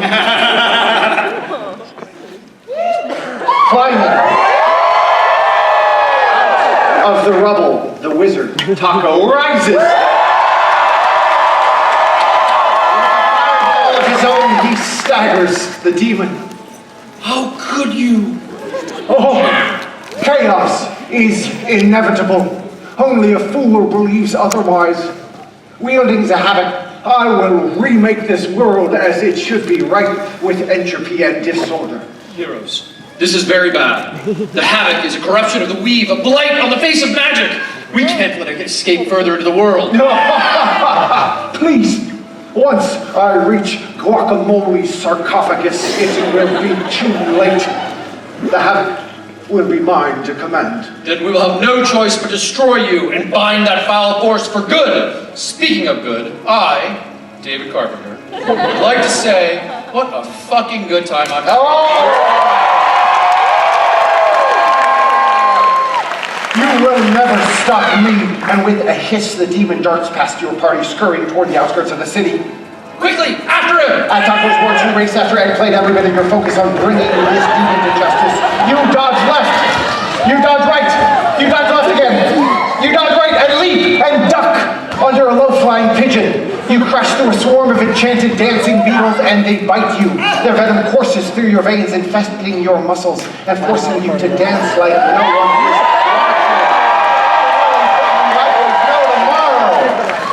Eventually, the dancing ceases. Your pursuit leads you into Waterdeep's most beautiful ward, the City of the Dead. Gravestones and mausoleums abound. You finally corner this demon. You ready a defensive stance as the demon prepares a deadly attack. And this is where the veil slowly shifts between fantasy and reality. David Carpenter rises as the wizard and addresses you all directly. Thank you all. So, this is my moment to indulge everybody and myself for 1 second here. Creative director Michael Fell told me that I had to make a brief speech, so I'm going to apologize now to him. So, I'm so deeply proud of what we've accomplished here in New York City, and I'm so grateful and thankful for everyone in this building and beyond to make this happen every day. This show was born during the pandemic. While I was creating shows online that used my gamiotics technology to pave a new way forward with interactive storytelling. What made this idea so different, and what made me decide to dedicate the last 4 years of my life to it, was from the very first performance we ever did of a thing called Seize the Dragon back in the day, was the enthusiasm that we got from the fans. The passion that we got and received, that reaction is what drove me forward. And all of you have sustained us where we started in the basement of a Christie's grocery store,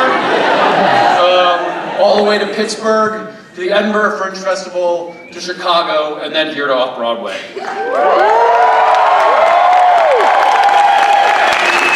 The amount of love and gifts that we get have been amazing, but Throughout this time, we have been able to not only entertain, but we have delivered messages of love, diversity, inclusivity every night.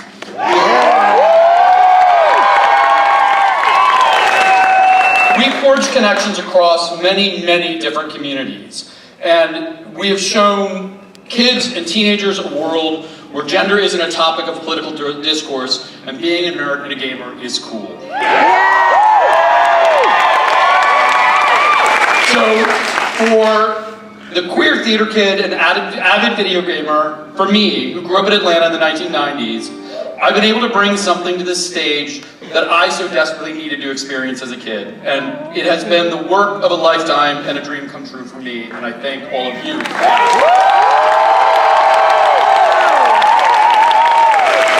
All right, so now, as they have mentioned their unemployment status many times today, we're going to be touring the U.S. There's going to be a lot of tour dates that are about to be announced. I know it's like if you go on our website, you're like, you only have 2. It's like, we have a lot, actually. We're going to be in D.C. We're going to be back home in Chicago. We're going to Boston. We're going to L.A. We're going to a lot of places. And we're going to show everybody the transformative nature of art, because it's desperately what this country needs right now. So, there are a few people I need to thank. Obviously, the great crew here and the staff at Stage 42. You've made this a wonderful home. Thank you all so much for being here. Thank you to all of our vendors and my wonderful investors and co-producers who've made this dream come true and kept us going. We could not have done it without you. And then especially, this is my moment to thank my management team who've been amazing to work with and have kept me going. So first off, Michael Fell, our director, thank you for accepting the challenge. Shelby Riley, my associate producer. Your hard work and loyalty has been invaluable to keeping me and this show going. Thank you to Duncan Northern, our production manager, for sticking by my side through thick and thin, all the way going back to Puffs that they produced. Heather Shields, my friend and our general manager. I don't know what I would have done without you. You're there for me at the moment that I needed you most. And then finally, this all started in my attic 3 days into the pandemic when I decided that people were going to need was entertainment during a dark time. My best friend, Caroline Prue, who left us a year ago, left her mark on every aspect you see here, and I miss her every day, wherever you are, Caroline. And then finally, my husband, Jacob Thompson, who... He answered the call to adventure 20 years ago and has every day since. It's impossible to explain fully, but he is the unsung hero of this entire story, and he's the glue that has kept this all together. If you all could, let's give Jacob a huge round of applause.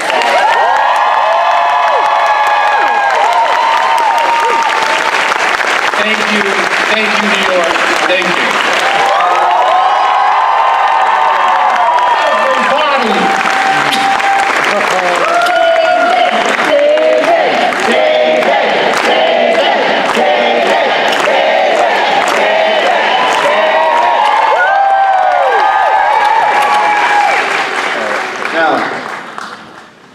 When the protective aura of the creator and executive producer leaves you, suddenly you realize you are face to face with a demon who unleashes a psychic attack upon you, and your world warps. My head!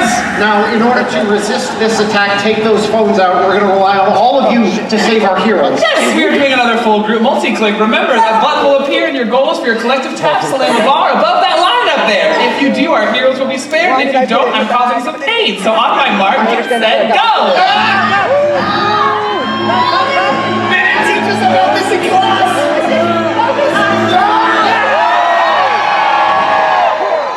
Y'all are locked in, and I respect it. Seizing the advantage this attack creates, the demon escapes, racing underground towards Guacamole's tomb. Eggplant! Listen, we can get him back. I know we can. He might be too far gone at this point. Did you see what the havoc did to him? Lifted him straight into the sky! I will say this.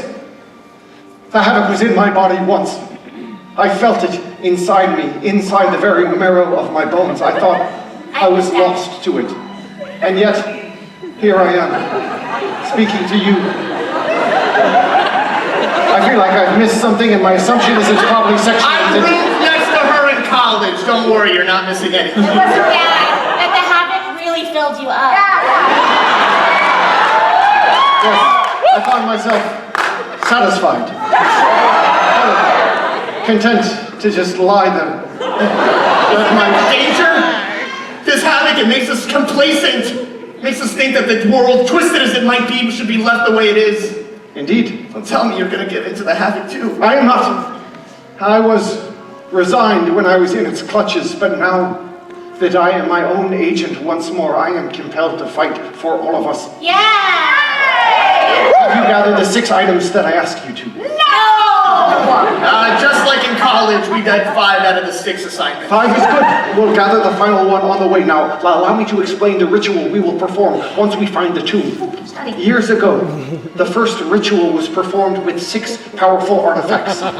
The original artifacts were these.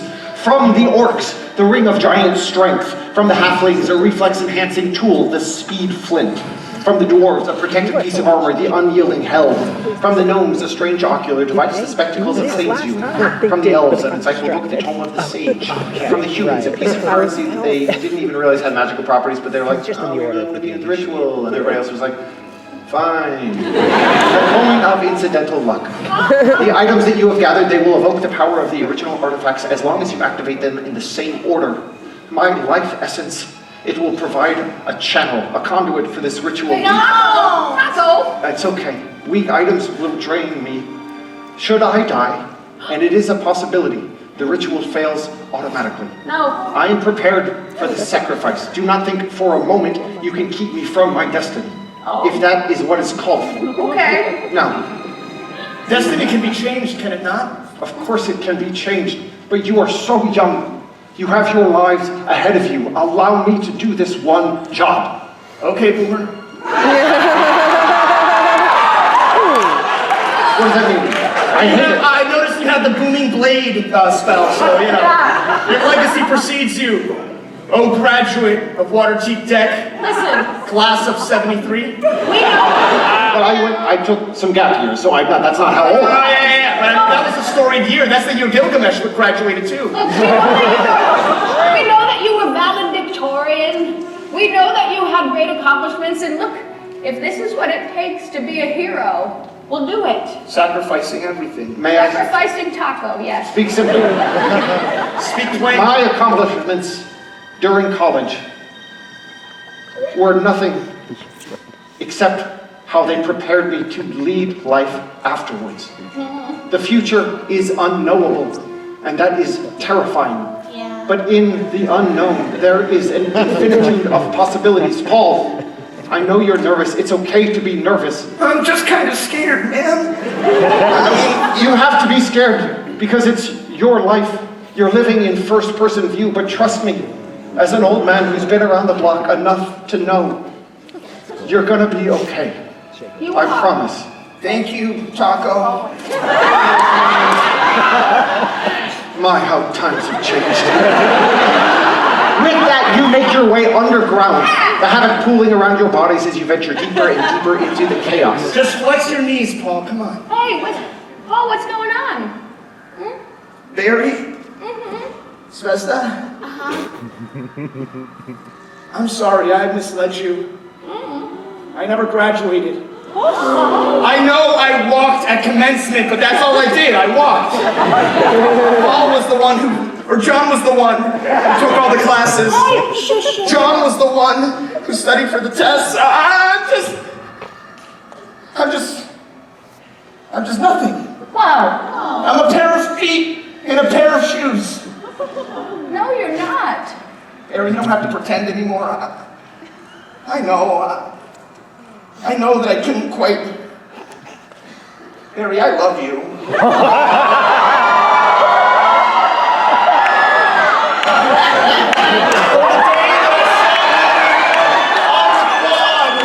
Walking in that trench coat, I was like, that's a guy who's got it all figured out.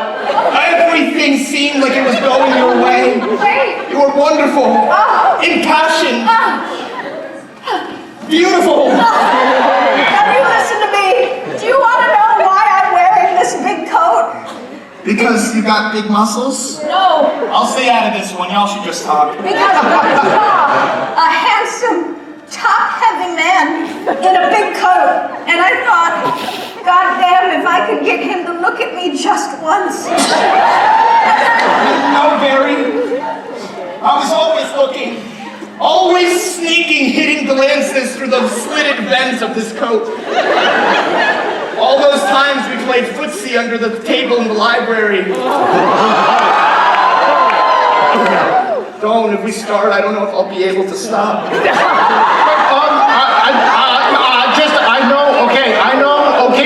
Okay, boomer and all that. Please don't actually start having sex right this minute. Oh, there they go. I don't know, but I should intervene. Should I intervene? I don't know. It's less Tomb of Havoc and more an American Pie. Okay. Now, don't get me wrong. I am so happy for the two of you. It's been building up over the years. Yeah. It was a real will they, won't they all through college. Well, they have. Listen, I don't want to introduce anxiety into this budding relationship, but allow me to urge caution. See, a goblin and a halfling can get pregnant, and... Oh good, I slept through this class, please fill me in. Everything I know about sex ed, I learned through listening through Snezda's walls. What is a uterus? What's a diaphragm for? Oh, I have a diagram to show you. Friends, the closer... I would give anything to see Stomp's from memory diagram of a diaphragm. Here's the gag. I think a vagina looks like the plant from Little Shop. So as far as I know, it also from Little Shop. I have no idea. A plant from Little Shop, let me see more. Friends!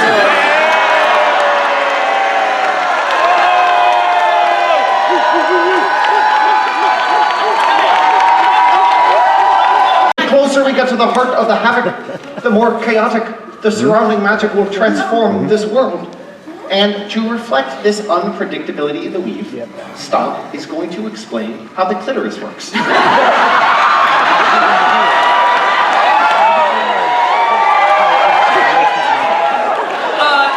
imagine the game Boppin'.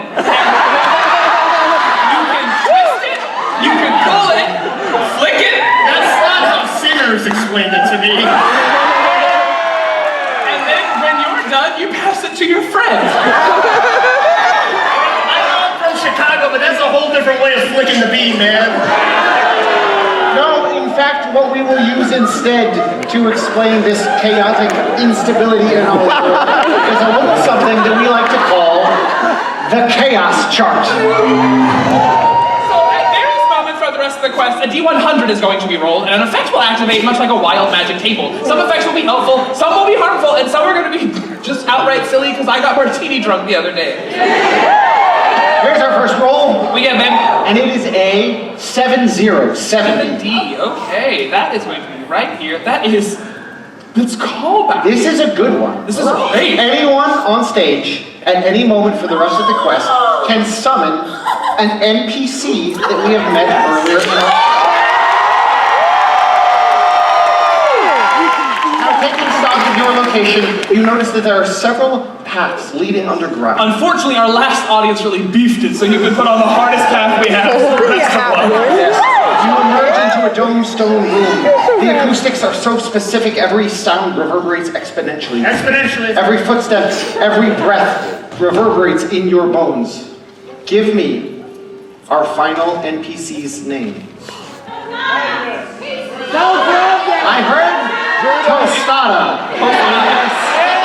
With the theme. Now, can't wait to meet them. We've introduced an NPC, so I'll ask you to give it up one more time, New York City, for the one and only Will Champion!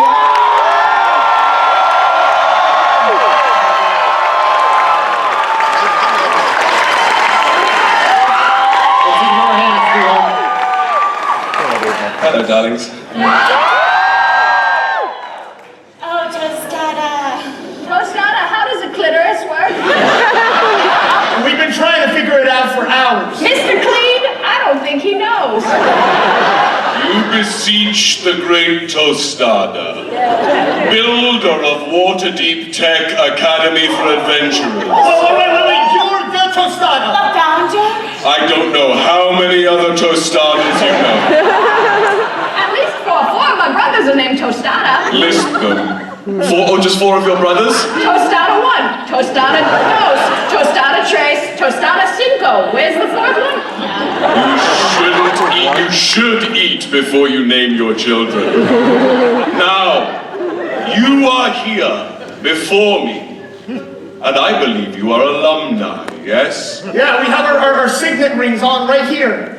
And so you read the 3 words, the virtues inscribed into every alumnus who passes through. Tenacity. Sorry, I was just taking notes. Well, we can do that if you want. Okay. Tenacity. Tenacity. Brilliance. Brilliance. And dignity. Dignity. And so I see potential vessels of these virtues in all 3 of you. Tenacity. Brilliance.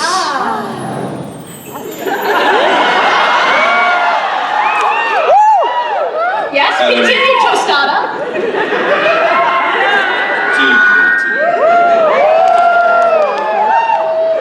What brings you to my final resting place? You know, we studied the hidden chambers that were supposed to be built under Waterdeep Tech. I thought they were just a myth, but the legends, they spoke of an item of great arcane knowledge hidden here. Indeed. It is what keeps my spirit still living. I have waited many a century to bequeath it to alumni worthy of the title. Bequeath? So we are talking about the clitoris. Yeah! I still have too many questions. I fear that's a whole class we should have taught at the college. Wasn't one of the gen eds. You had to sign up for that as a superlative. Now, no. Enough nonsense. If you come seeking my item, my fabled treasure, you will need to prove to me that you are indeed worthy of these virtues. Yes, please, we want your item. Yes, I can prove my tenacity. And my brilliance. And my ass. You're an esteemed dungeon master in your own right. Let's talk mechanics. How would you propose that they go about proving their worth? Well, if we need all 3 virtues represented, I need kind of a group skill check here. I agree. You're wearing the hat. Tell us what the collective DC is going to be. Collective DC, the combined total from all 3 rolls, 40. That's hot shit. Let's see it. May I make one more addendum? Of course. There are... You just said that. I'm not looking for a lower court's opinion. If there are 3 virtues, I need 3 separate checks. No duplicates. 1 acknowledging each of the virtues you bestowed upon. Indeed. Very good. So with John Paul, it was tenacity? What does tenacity mean? Like doggedness. Doggedness, like earnestness, relentless pursuit. Yes. I can see that being like in athletics. Sure. And I'm not metagaming because I have a +0 to this. Great. You could metagame. That is a 6. Very good. So perhaps your friends can carry a little weight for you. Your brilliance says that. So I think that being able to be brilliant is a matter of perspective. So being able to assess any situation, being insightful, is a way to be brilliant. I'm here for it. Okay, great. There's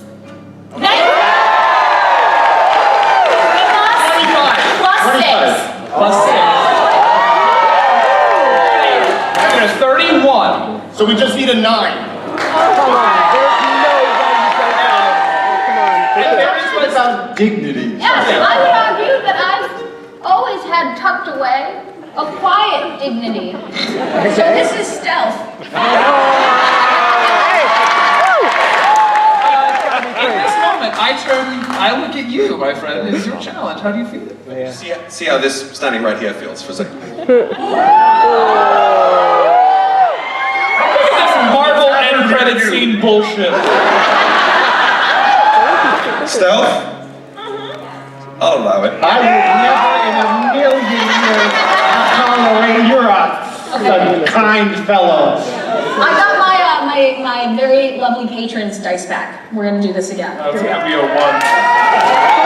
Get to that one.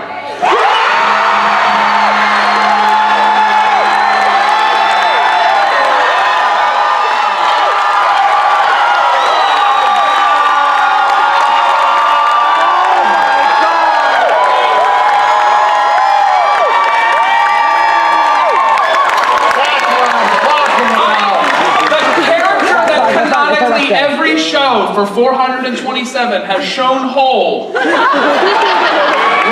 That 20 on stealth and dignity. Mr.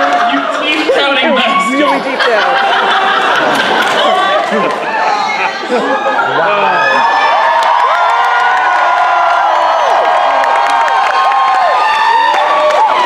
This has been the silliest, most fulfilling, most fun fucking year of my life.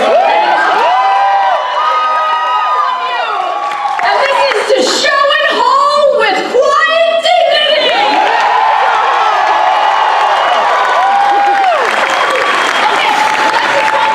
Okay, that's 25, nerd. Bring your total to 56. Put your rings together. Show me what a 56 looks like. We put our rings together. I step off for a second, you see. Captain Planet appears. He's our hero. Yes, but of a slightly different planet for copyright reasons, I'm Captain Planet of Uranus. Well done. You see here an avatar of everything we learned at Waterdeep Tech. I could not be more proud of you. Join us in the fist group. The fisting. As Tostada begins to turn to little motes of dust and light, this glowing ball emerges from their chest. I bequeath to you my sacred treasure. Bequeath. I need to choose my words more carefully the next time I'm dungeon mastering on this stage. You have received a very powerful item indeed. I've never done this before. You received the Doomsweek clock. I used it to build the college to ensure it would last for time immemorial. Now you are the bearer of its knowledge. Go forth, take what you have learned. He's turning to dust. Tostada. And preserve the adventuring way of life for generations to come. Do we have to donate money to the Alumni Association? No, that's a fucking scam. Everybody better lose your fucking mind for Will Champion.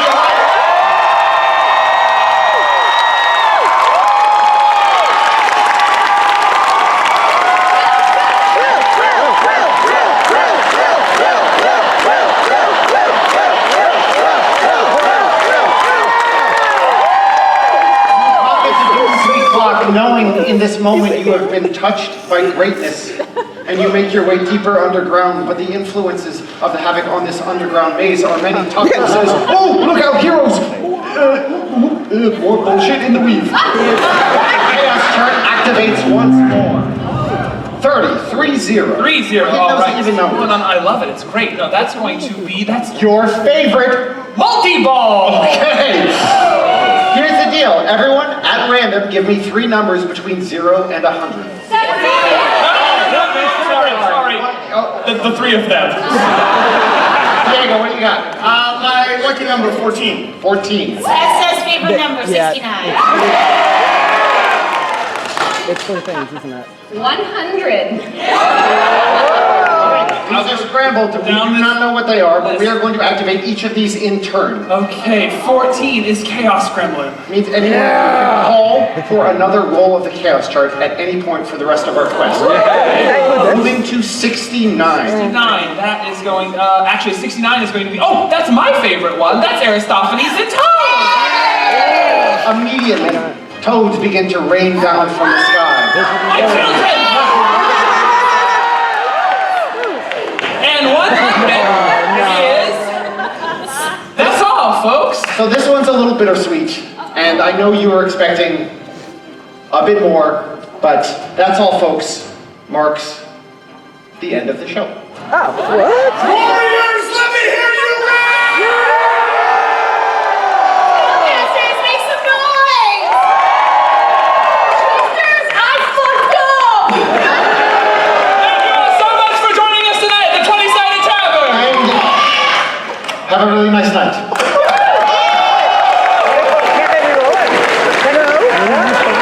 No, because the first...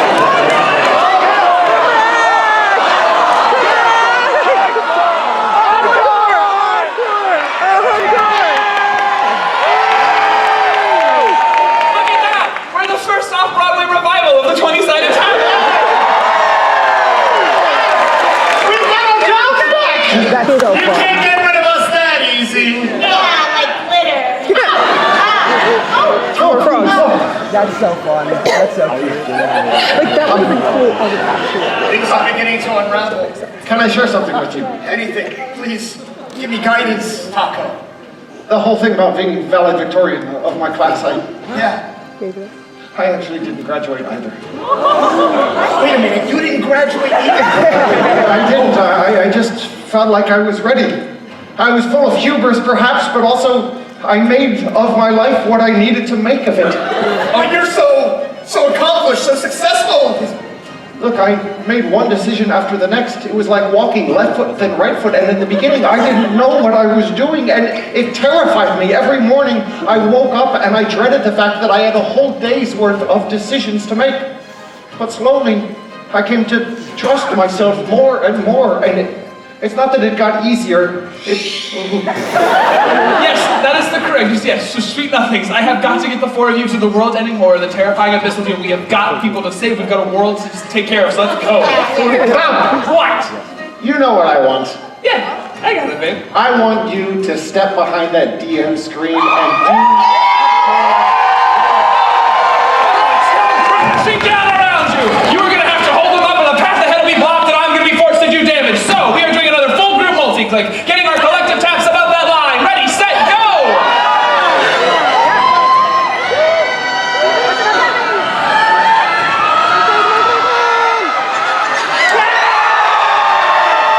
That is a success! You force your way past the rubble into the next chamber safely. But you know what? In front of you, you sense that there is a pool of viscous, bubbling liquid. You are going to need to traverse over a path of stones, but going to have to do so extremely carefully. So we're going to switch things up and do a full group over-under, getting our collective taps to land in between those two lines. Ready, set, go!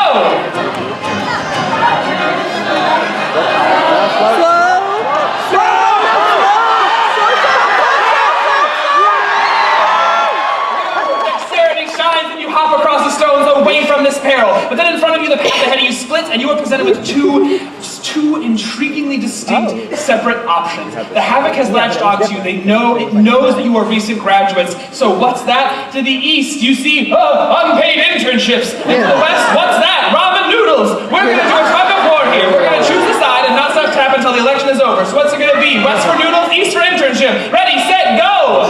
East for internship. Wow. You'd rather have high sodium intake than not work for money. So we're going to go tug the noodles. Very good. Let's see how this whimsy has affected you and who's going to suffer from it. Fabulous. That is all of you. Every single one of you, the wizard included, you have all become charmed, which functionally means moving forward, enemies will focus on all of you and have advantage against you all. What if we just took a gap year from working? Maybe we should just give in to the havoc. Lay down. Let it wash over us. it would be easier You've been out of school for about a day and the road has been long and hard. But my friends, graduation is just a ceremony. But there is a very real, very tangible way that you might know and feel that you are in a different place as adventurers. And that's it. No, there's a feeling inside you. It's not written on a certificate. It is a sensation of trust, confidence, and hope. You see, your successes on this journey have far outweighed your failures, and your party has leveled up!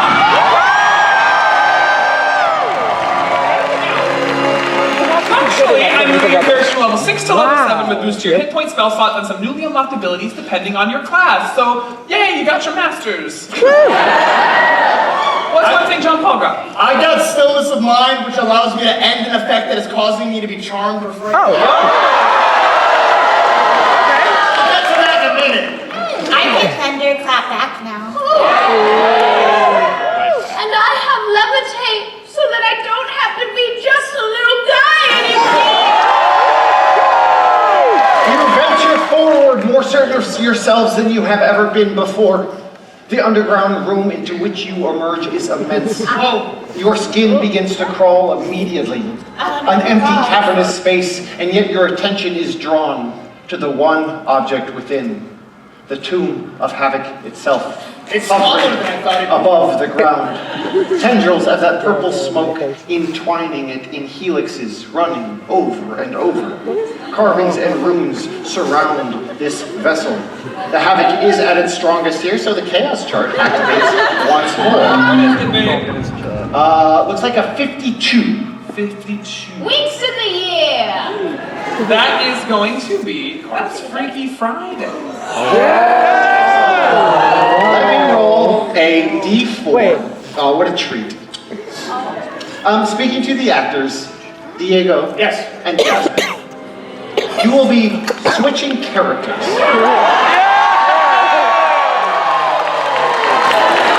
Jasmine will now be playing John Paul, and Diego will be playing Zvezda. This is so good. It's amazing. I'm gonna do it. I want the whole. Let me help you. I got you. Yeah, I want the crown of Yeah, glory. we got you. I love when I put one of my children in drag for the first time. Great in it. He's got the body for it. It's a great line on him. Yeah, hips are doing his favors. I got a little drag daughter and a drag son. And a drag berry. And as far as the narrative in-world, it is nothing but the briefest flashes of a sensation. Your bodies tingle, like puberty, in new and interesting ways. You find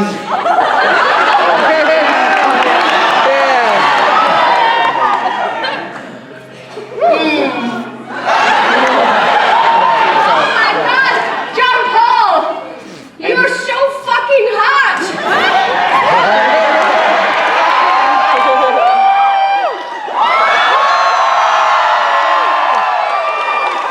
It was about time we did that.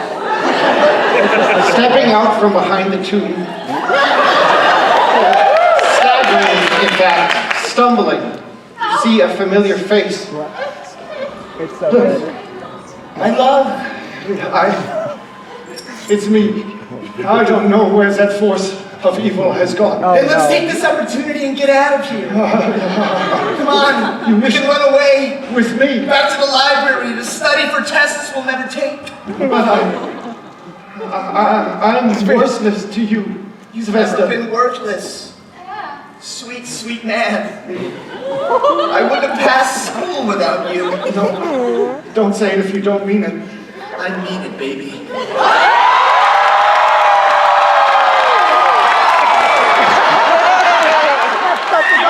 Ironically, that happened to me. So easy to manipulate. Desperate to be loved. I knew you were in there! Shirt! Paul, stop. got your hair What do you see, on. 45. 45. That is going to be legend, wait for it, dairy.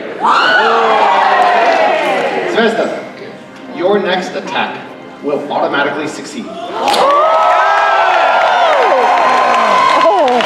My voice. Oh, but look at you. So young. So dumb. I'm not dumb. John Paul. You're not dumb. Really? You think that the simple, and he shoves Zvezda. Swivel of your hips can do anything to protect you.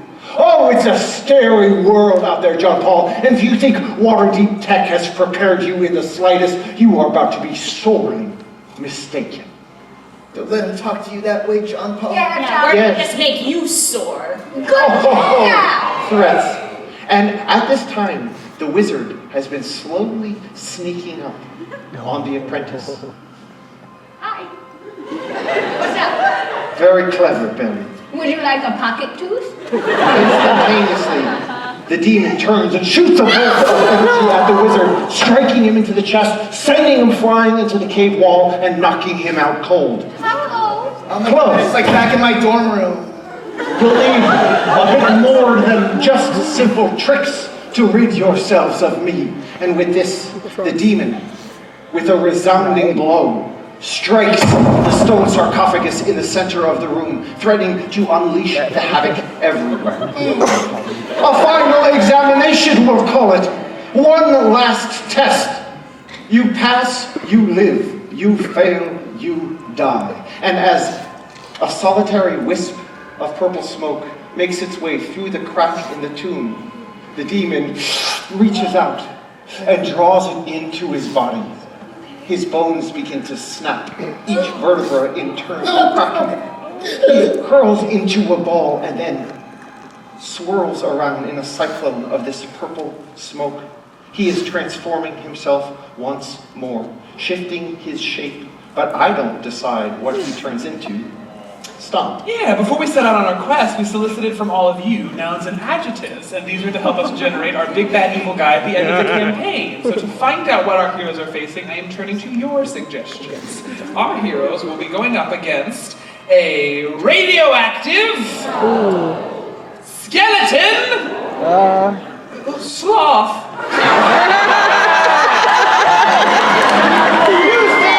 You can min-max me by picking a sloth. Bring it on. Stop, please. Build me a stat block for this creature. My friends, the demon's transformation is complete, and now a new evil stands before you. Noble patrons of the 20-Sided Tavern, I introduce to you for the first, and in more ways than one, final time, your truly unique creation, the radioactive skeletal sloth.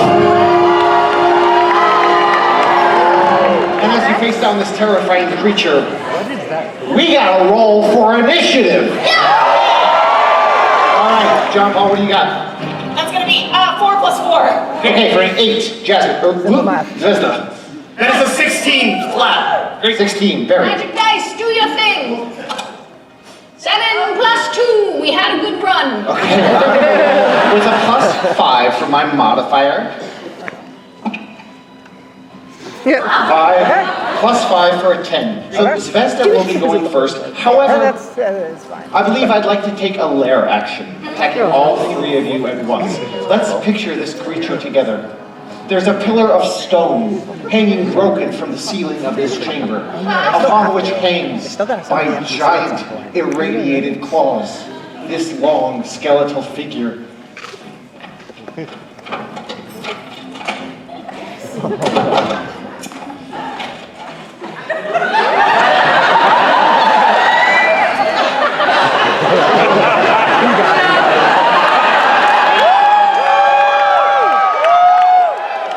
It turns its head ever so slowly to face you.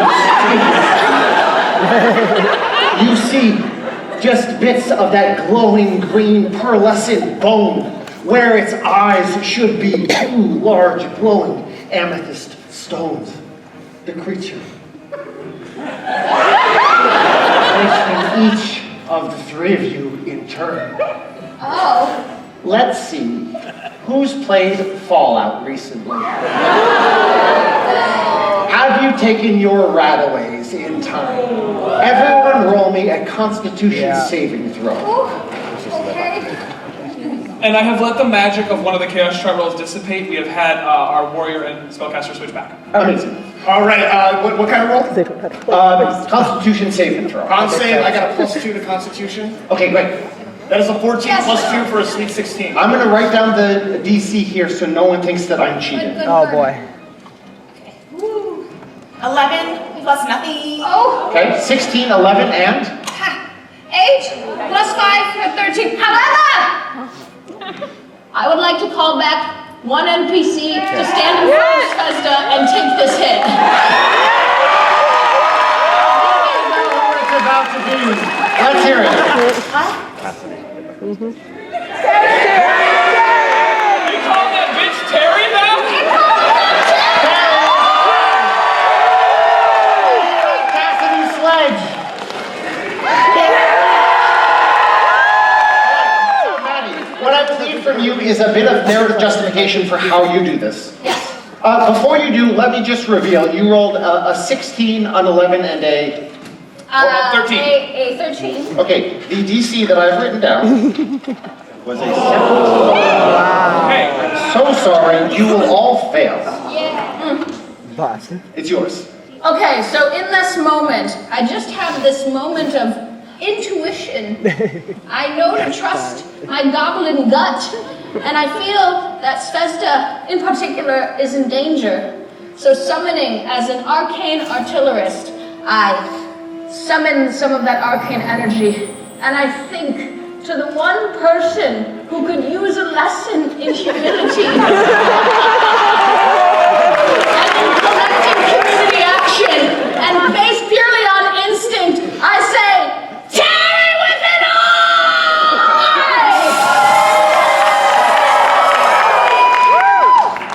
Oh my god, where the hell am I?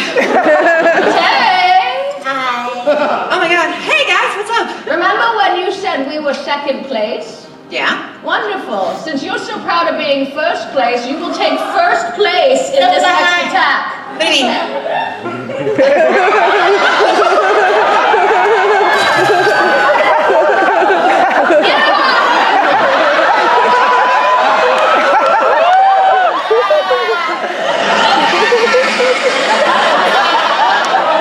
Is anyone else extremely turned on? Terry is directly in the path of the irradiated sloth, taking the full brunt of this attack. Bits of this radioactive matter waft into the room, hitting you, John Paul, and you, Barry. Zvezda, you have been protected by the direct body block from Terry. But your two friends will each take 18 points of damage. Oh no, my friends are injured. I don't care about Terry. With that, you come to the top of initiative. Zvezda, you're up. What are you going to do? I can either get him in the trees or I can get him on the ground. All right, spellcasters, A to get them in the trees, B to get them on the ground. It's your choice.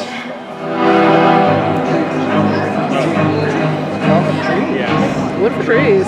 Hey! You're going to get them in the trees. Yeah, this is a thunderclap, baby. All right, level 7 spell here. What's it going to be? So that's a DC 15 con save that you're gonna make. Okay, my constitution is a plus. Okay, I need y'all to know how you sound like nothing when you do that as They a... made a good point. What? Zvezda's next attack automatically succeeds. Congratulations, Zvezda. Roll damage. Oh wait, actually too, but before I do that, I was going to use mirror image. Okay. Yeah, so I'm gonna roll damage, but also while I'm rolling damage, I would like my mirror image, Anjali Bhamani, to come up here.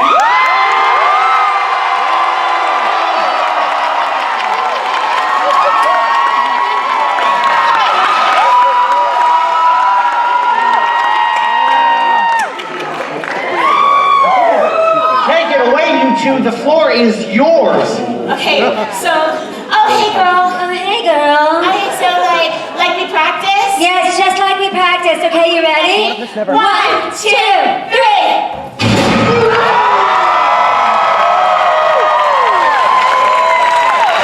I'm so glad that's legendary. And that's our thunder clap. Oh my God, I'm so proud of you. You look so pretty right now. Stop it, you look so pretty right No, now. stop it. No, stop it. No, okay, stop. Okay. You did 11 points of damage. You said 11 points? Yeah. With Anjali here, it's going to be 11 points from each of the Zvezdas. But now it is my turn. And I am not going to leave this run without at least trying to take out a character. Great. Barry, who is charmed, your AC is a 16. Yep. I will roll to attack with a... I didn't hear what that was, and it seems fine to me. I'm going to roll to attack with these new dice that were given to me because I haven't gotten that crit yet. Please let them be sabotaged. Alright, new dice. Plus 5, coming for a 16. If you know anything about me, you know that booze give me strength. I dare you. I dare you.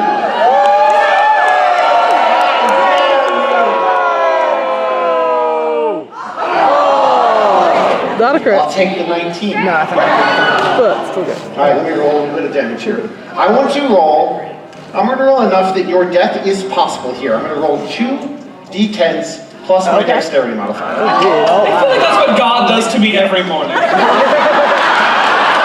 gonna roll enough so that your death is possible. Just if anything happens, I want you to have my collection of teeth. But Barry, you've been collecting these all through college, all through your post-grad adventures. What do you think I was collecting them for? What? Well, give me the teeth. And when you make it back safely, I'm gonna give you the top. You have so much time to move.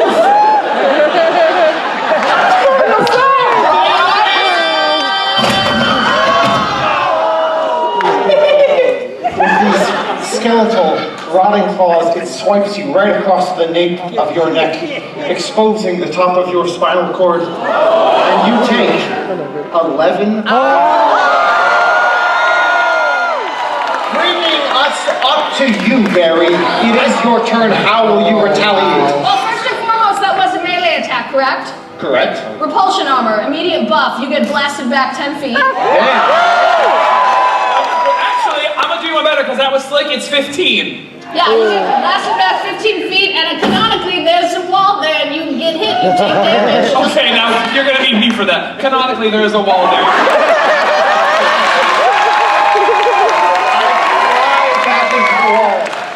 The sloth smooshes right into the soft belly of the wizard, smushing him further. Yeah, you play with fire, you're gonna get burned. I'll just take those hit points from the old man. But having done that, I look around weak, and I realize, like always, I need my friends. I love my friends. So I could either uplift the people I love, or I could show him if that's a frog in my pants or I'm just happy to see him. You can A, uplift the people you love, or you can B, show them if there's a frog in your pants or if you're just happy to see him. It is your choice. Ribbit for her pleasure. Why did we say it? A is definitely going to be It's B. Talk to us, Manny Murphy. What I'm going to do is I'm going to use my level 7 spell, Levitate. Constitution saving throw of DC 14, except I'm not casting it on myself. I'm casting it on all the frogs I have in my pants. Okay. Wow. Because I don't think you're going to suspect it. As I'm on the ground, Okay. and you are looking at me, all these frogs in my pants are raising up into the air. It's the age of the little green guys. So if the frogs fail, that means you succeed. Yes, that is correct. Basically turning these frogs into tiny meteorites. All right. All the little green guys in the Why don't you do this? Let's make it a little more exciting. If you're using them as meteorites, let's just flavor this like it's a spell attack. So why don't you roll with your spellcasting modifier and see if it hits? Great. So then, If you're amenable to that, Maddie. I would love that because I have a very high spellcasting modifier. So we're flavoring that way. All right. Go ahead. Plus 6. Yeah, great. Roll. With the dice. 7 plus 6 for a 13. So here's the deal. You are close. You are so close that I am willing to be bargained with and allow you to succeed here. But there will be a cost, a sacrifice, I might say. I will do it. You don't even know what it is. It doesn't matter if it protects my friends. I'll do it. And my tooth collection will be saved. You are, let's be just very explicit about this, going to ante up your remaining 3 hit points to ensure that this succeeds. You've used your reroll. Is that correct? Yeah, it is. Okay, let's see how this plays out.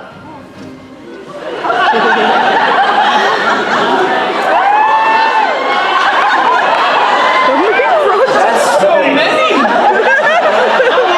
How long have you been stashing frogs? Does this mean you're not happy to see me? Baby girl, always happy to see you. Always half next. Alright, so with that, what happens is, as he takes focus, if you could help, everyone can help me paint this picture. So I'm here, I'm wounded, and as I look weak, and I look at my friends, I realize that there's no question at all. The choice is simple. And as I look into that sloth's eyes, I say, hey, hey, nerd. And I'm drawing a spell behind my hands. I cast levitate. Without the sloth realizing it, all of the frogs levitate up into the air, 30 feet. And then they come down like meteors, all upon him, striking at once. And this is a powerful spell in which you would take 3d8 of bludgeoning damage. Yeah, this is why we wanted to do it.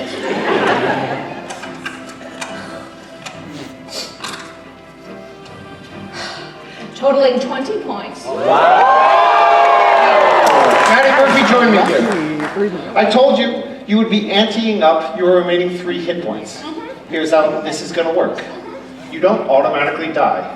You will put those chips on the table and flip this coin. Oh my god. Yes means you survive. No means you do, in fact, lose those 3. Oh goodness. This is a final decision. There's no coming back from it. Come give it a flip. Is it definitely? Yes, you survive.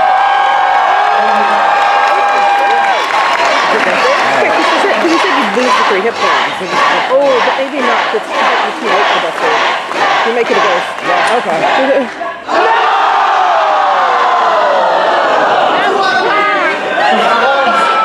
Rain down. Can we do rock, paper, scissors instead? Hopping, absolutely not. The frogs smash through. Ribs of this creature go flying, and it collapses in a heap. One paw driving right through Maddie's Barry's back. This titanium spine, oh no. A couple things are going to happen at the same time. Mechanically speaking, Barry will be operating for the rest of our quest as a ghost. But I want to give you a moment to address the death that just took place. The scene is yours. That's so nice of a sloth. Barry, it's all right, buddy. Just don't. Oh, jeez. You know how you're supposed to really move someone very fast after they have a back injury, right? Can I speak to Paul? Quick, shake me around a lot. That'll help. I'm ready. I love Barry. No. This is so the bad. best day of my life. Good. Not just because I spit a tooth into Mr. Keith's mouth. You always wanted to do that. It was on your bucket list. Because I graduated with a 2. three greatest people in my life. It's all right, I'm just here. And I got to die in the arms of the person I love. You're not gonna die, it's gonna be okay, all right, Mary? No, I'm gonna fucking die. It's been a long time, and I'm wondering if maybe it was enough for me to cure wounds. No. But John Paul, you are up.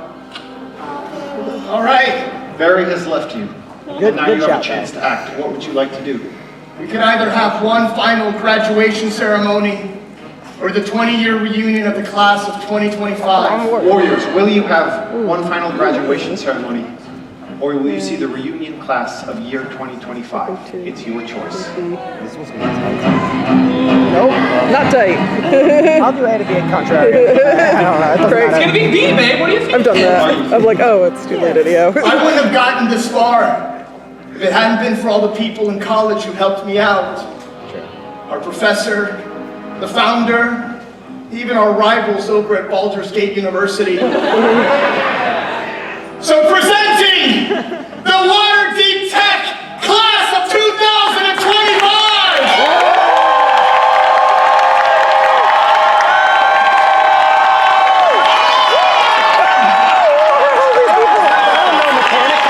That's a lot of people back there. I think this slug might lose. People will slowly die of radiation. So cool to see all of you. You silly black cat wearing monster. You have to roll for whatever this is. No, they're here. It's an auto All right, ancestral protectors. This is Ancestral Protectors? This is the protectors of ancestors, those who are here now, those who came before, and those who will always remain. Graduating! Henry Von Goblin Tooth! Spesta Prescadetso! Shelby Riley! Henry Wayland! Abby May! Michael Fell! Sam Lynch! Steve McGeorge! Maya Novak! Shayna Kate! Cassidy Sledge! Kaylee Welsh! Anjali Vimani! Jamie Johnson! Mike Wood! Alex Murray! William Champion! RJ Christian! Alex Stompoli! Diego Salinas!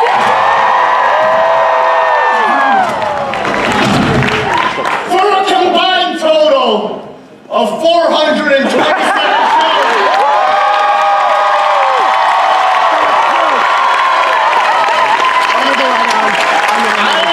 Give it up for the cast and crew of the 20-sided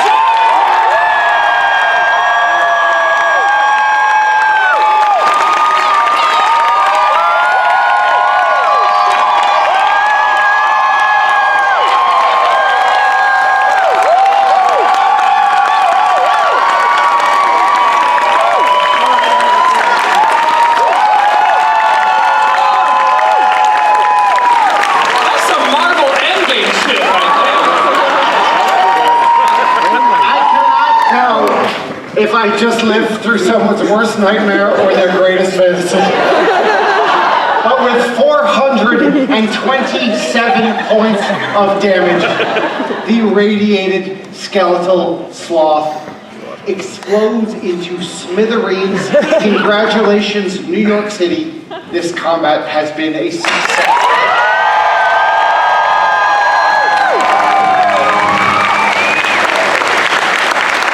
After the gore settles,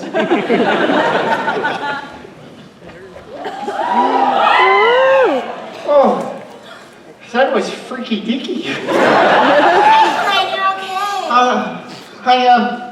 Hey, Svezda, I don't regret what I said earlier. I don't know. Oh my God, a ghost? Is this like a Whoopi Goldberg, Patrick Swayze, like a... Oh, yeah. I think Barry's just gonna be around for a while. Okay. Well, if we make it out of here, I can't assume we have a long life ahead of us. So I would like to ask you on a date at your earliest possible convenience. I'm very into it. I just have one caveat. Yeah. I am in an open relationship with Mr. Clean. And I just want to see if you're okay with that. Okay with it? I'm rock hard. So, it is in this moment that the wizard also rises from his incapacitated state. Taco, I thought your soft shell wouldn't able to maintain this. I'm so sorry. Friends, I hate to rush you forward, but our work is not yet complete. We must bind the havoc. You have gathered your items, and now the ritual must be fulfilled directly within the source of the sarcophagus and tomb itself. With this, the wizard removes the stone top, and a plume of corrupted magic wafts into the room around you. So cool. I hope your search was fruitful and your memory clear. Any misplaced items will prove disastrous. My life will serve as a conduit for your success. Feeling pretty good about that, HP Bar. You suffer from your failures. And the wizard slices open his palm. With a drop of blood, the ritual bursts to life. This is your final challenge. Can you recall the order of the initial ritual? Will your items be magical enough? Let's find out. Which item came first in the original binding? It's your choice. Ring! Oh, have you seen the show before? What do you have for the Ring of Giant Strength? I have the earring of huge musculature, and I will use it to bind the havoc. The first item is correct. Your companion's essence is fair. The ritual continues. What came next? That's awesome. Flint. Flint. We're gonna find a nice little hill overlooking the city. The flint! What do you have for the speed flint? I have the needle we took off Toothless Terry. And I use it to bind the havoc. Oh, maybe a little cocky. Okay. It's not a powerful item. Taco winces, but there is further to go. What came next? The helm. So you were always the best of us. Thank you for being my friend. There is a fight every time more people are voting not. Barry's favorite thing in the whole world I'm voting for is the radioactive tooth. And I use it to bind the havoc. Another powerful item. You are halfway there. What came next? Spectacles. Hold him for me. Okay. Be careful. He's gentle. The spectacle! What do you have for the spectacles and planes viewing? I have the goggles of good looking, and I use it to bind the havoc. You sense the positive shift. You correctly select this item. What came next? The tome.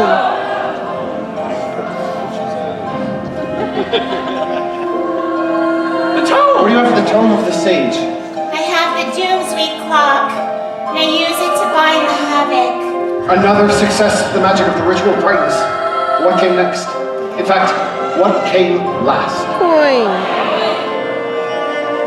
You know, Coin. What do you have for the coin of incidental luck? the world can seem so big, but with friends like you and Barry and everyone we've met on our journeys, it can make this world easier to handle. So we have the free drink token, and we use it to bind the havoc! The sigh of relief. The ritual is complete. Your surroundings glow. The magic around you swells. Chaos and order battle for power. Ancient energies swirl in a thrilling contest. The leaf itself feels like it might crash in on you.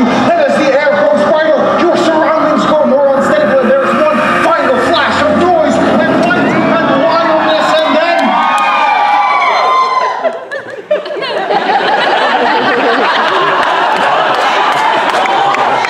and then giggles infiltrate the cavern. Laughter. You flash back to the most positive memories you have of love. And then silence. This is where our story comes to an end. But endings are deceptive. aren't they? Because that's the thing about stories. They get told and retold and retold. They weave together into this great evolving tapestry, one that brings us comfort in chaos, one that reminds us that other people have been where we are, that we are not alone, that we do not have to face the monsters alone. These stories tell us that we are not as strange or silly as we maybe sometimes think that we are. They remind us of our community, of our family, of our home. They remind us of the people who have left us, who live on in us as we move through the world, a product of the stories that they have told us. It proves to us that we are bound together, that our fates are intertwined whether we like it or not, that we have a responsibility to fight for one another, to fight for the world that we want to live in. So endings are tricky. They're not always the full stop that we sometimes think they are. So how about just this chapter, just the end of this chapter in Waterdeep? Well, congratulations. You bound the havoc. We went off on a high note. The primordial force, it struggles against your magical intrusion, but it's ultimately laid to rest. The sanctity of Faerun is assured, though there's just going to be a splash of that unknown that will always keep the future unpredictable. And yeah, maybe scary, but maybe we are ready for that scary and unpredictable. You've created a world to be proud of. And in this world, what was the fate of our valiant heroes? 30 years later, on the campus of Waterdeep Tech, Jean-Paul lived up to his superlative. He was the world's greatest fighter, not because he fought for fame or fortune, because he fought for those he loved, for those who meant something. And with all the prize money he acquired over his 3 decades in the ring, Jean-Paul was able to finally make a contribution to the alumni. And he stands before a new building on the campus, the Barry Von Goblin-Tooth School of Orthodontics.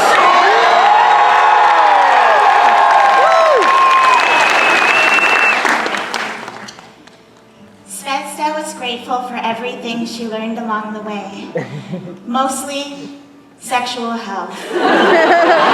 So she started a really lovely relationship with Eggplant and Mr. Clean. And also invited John Paul so he wouldn't be lonely. And all the NPCs they met along the way.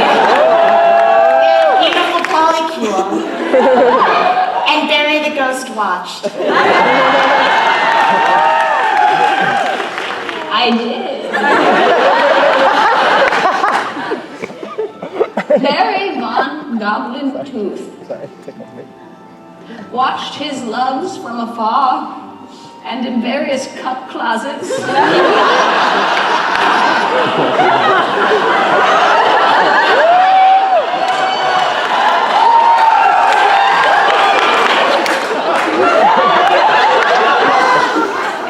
But he realized in all his time as a little guy, he wasn't because he had big love the entire time. And he knew that in death, he didn't have to fight anymore. He could instead focus on bringing joy, knowledge of orthodontics, and riches to those who need a little pick-me-up from time to time. So in his spiritual form, he enters the homes of anyone who's lost a tooth.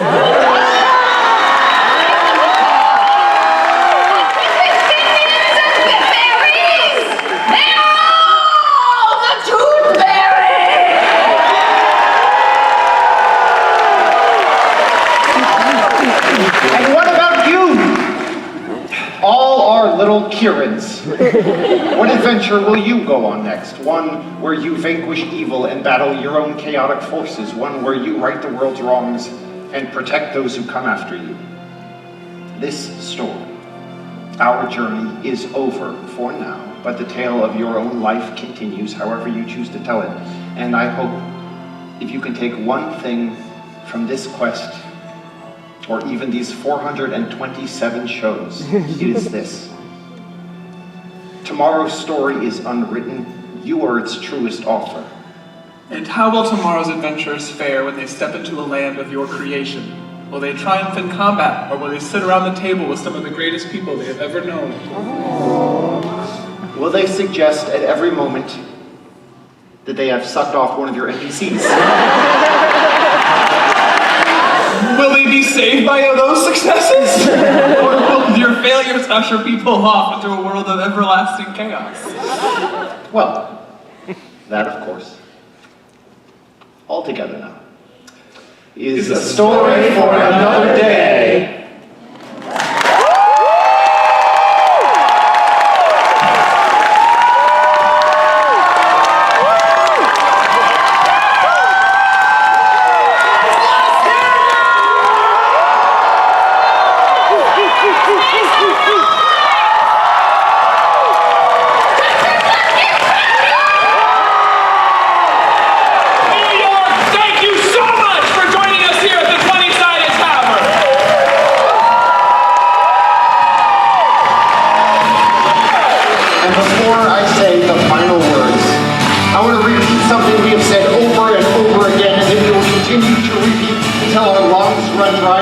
So true. You are what makes this show a community and a reality.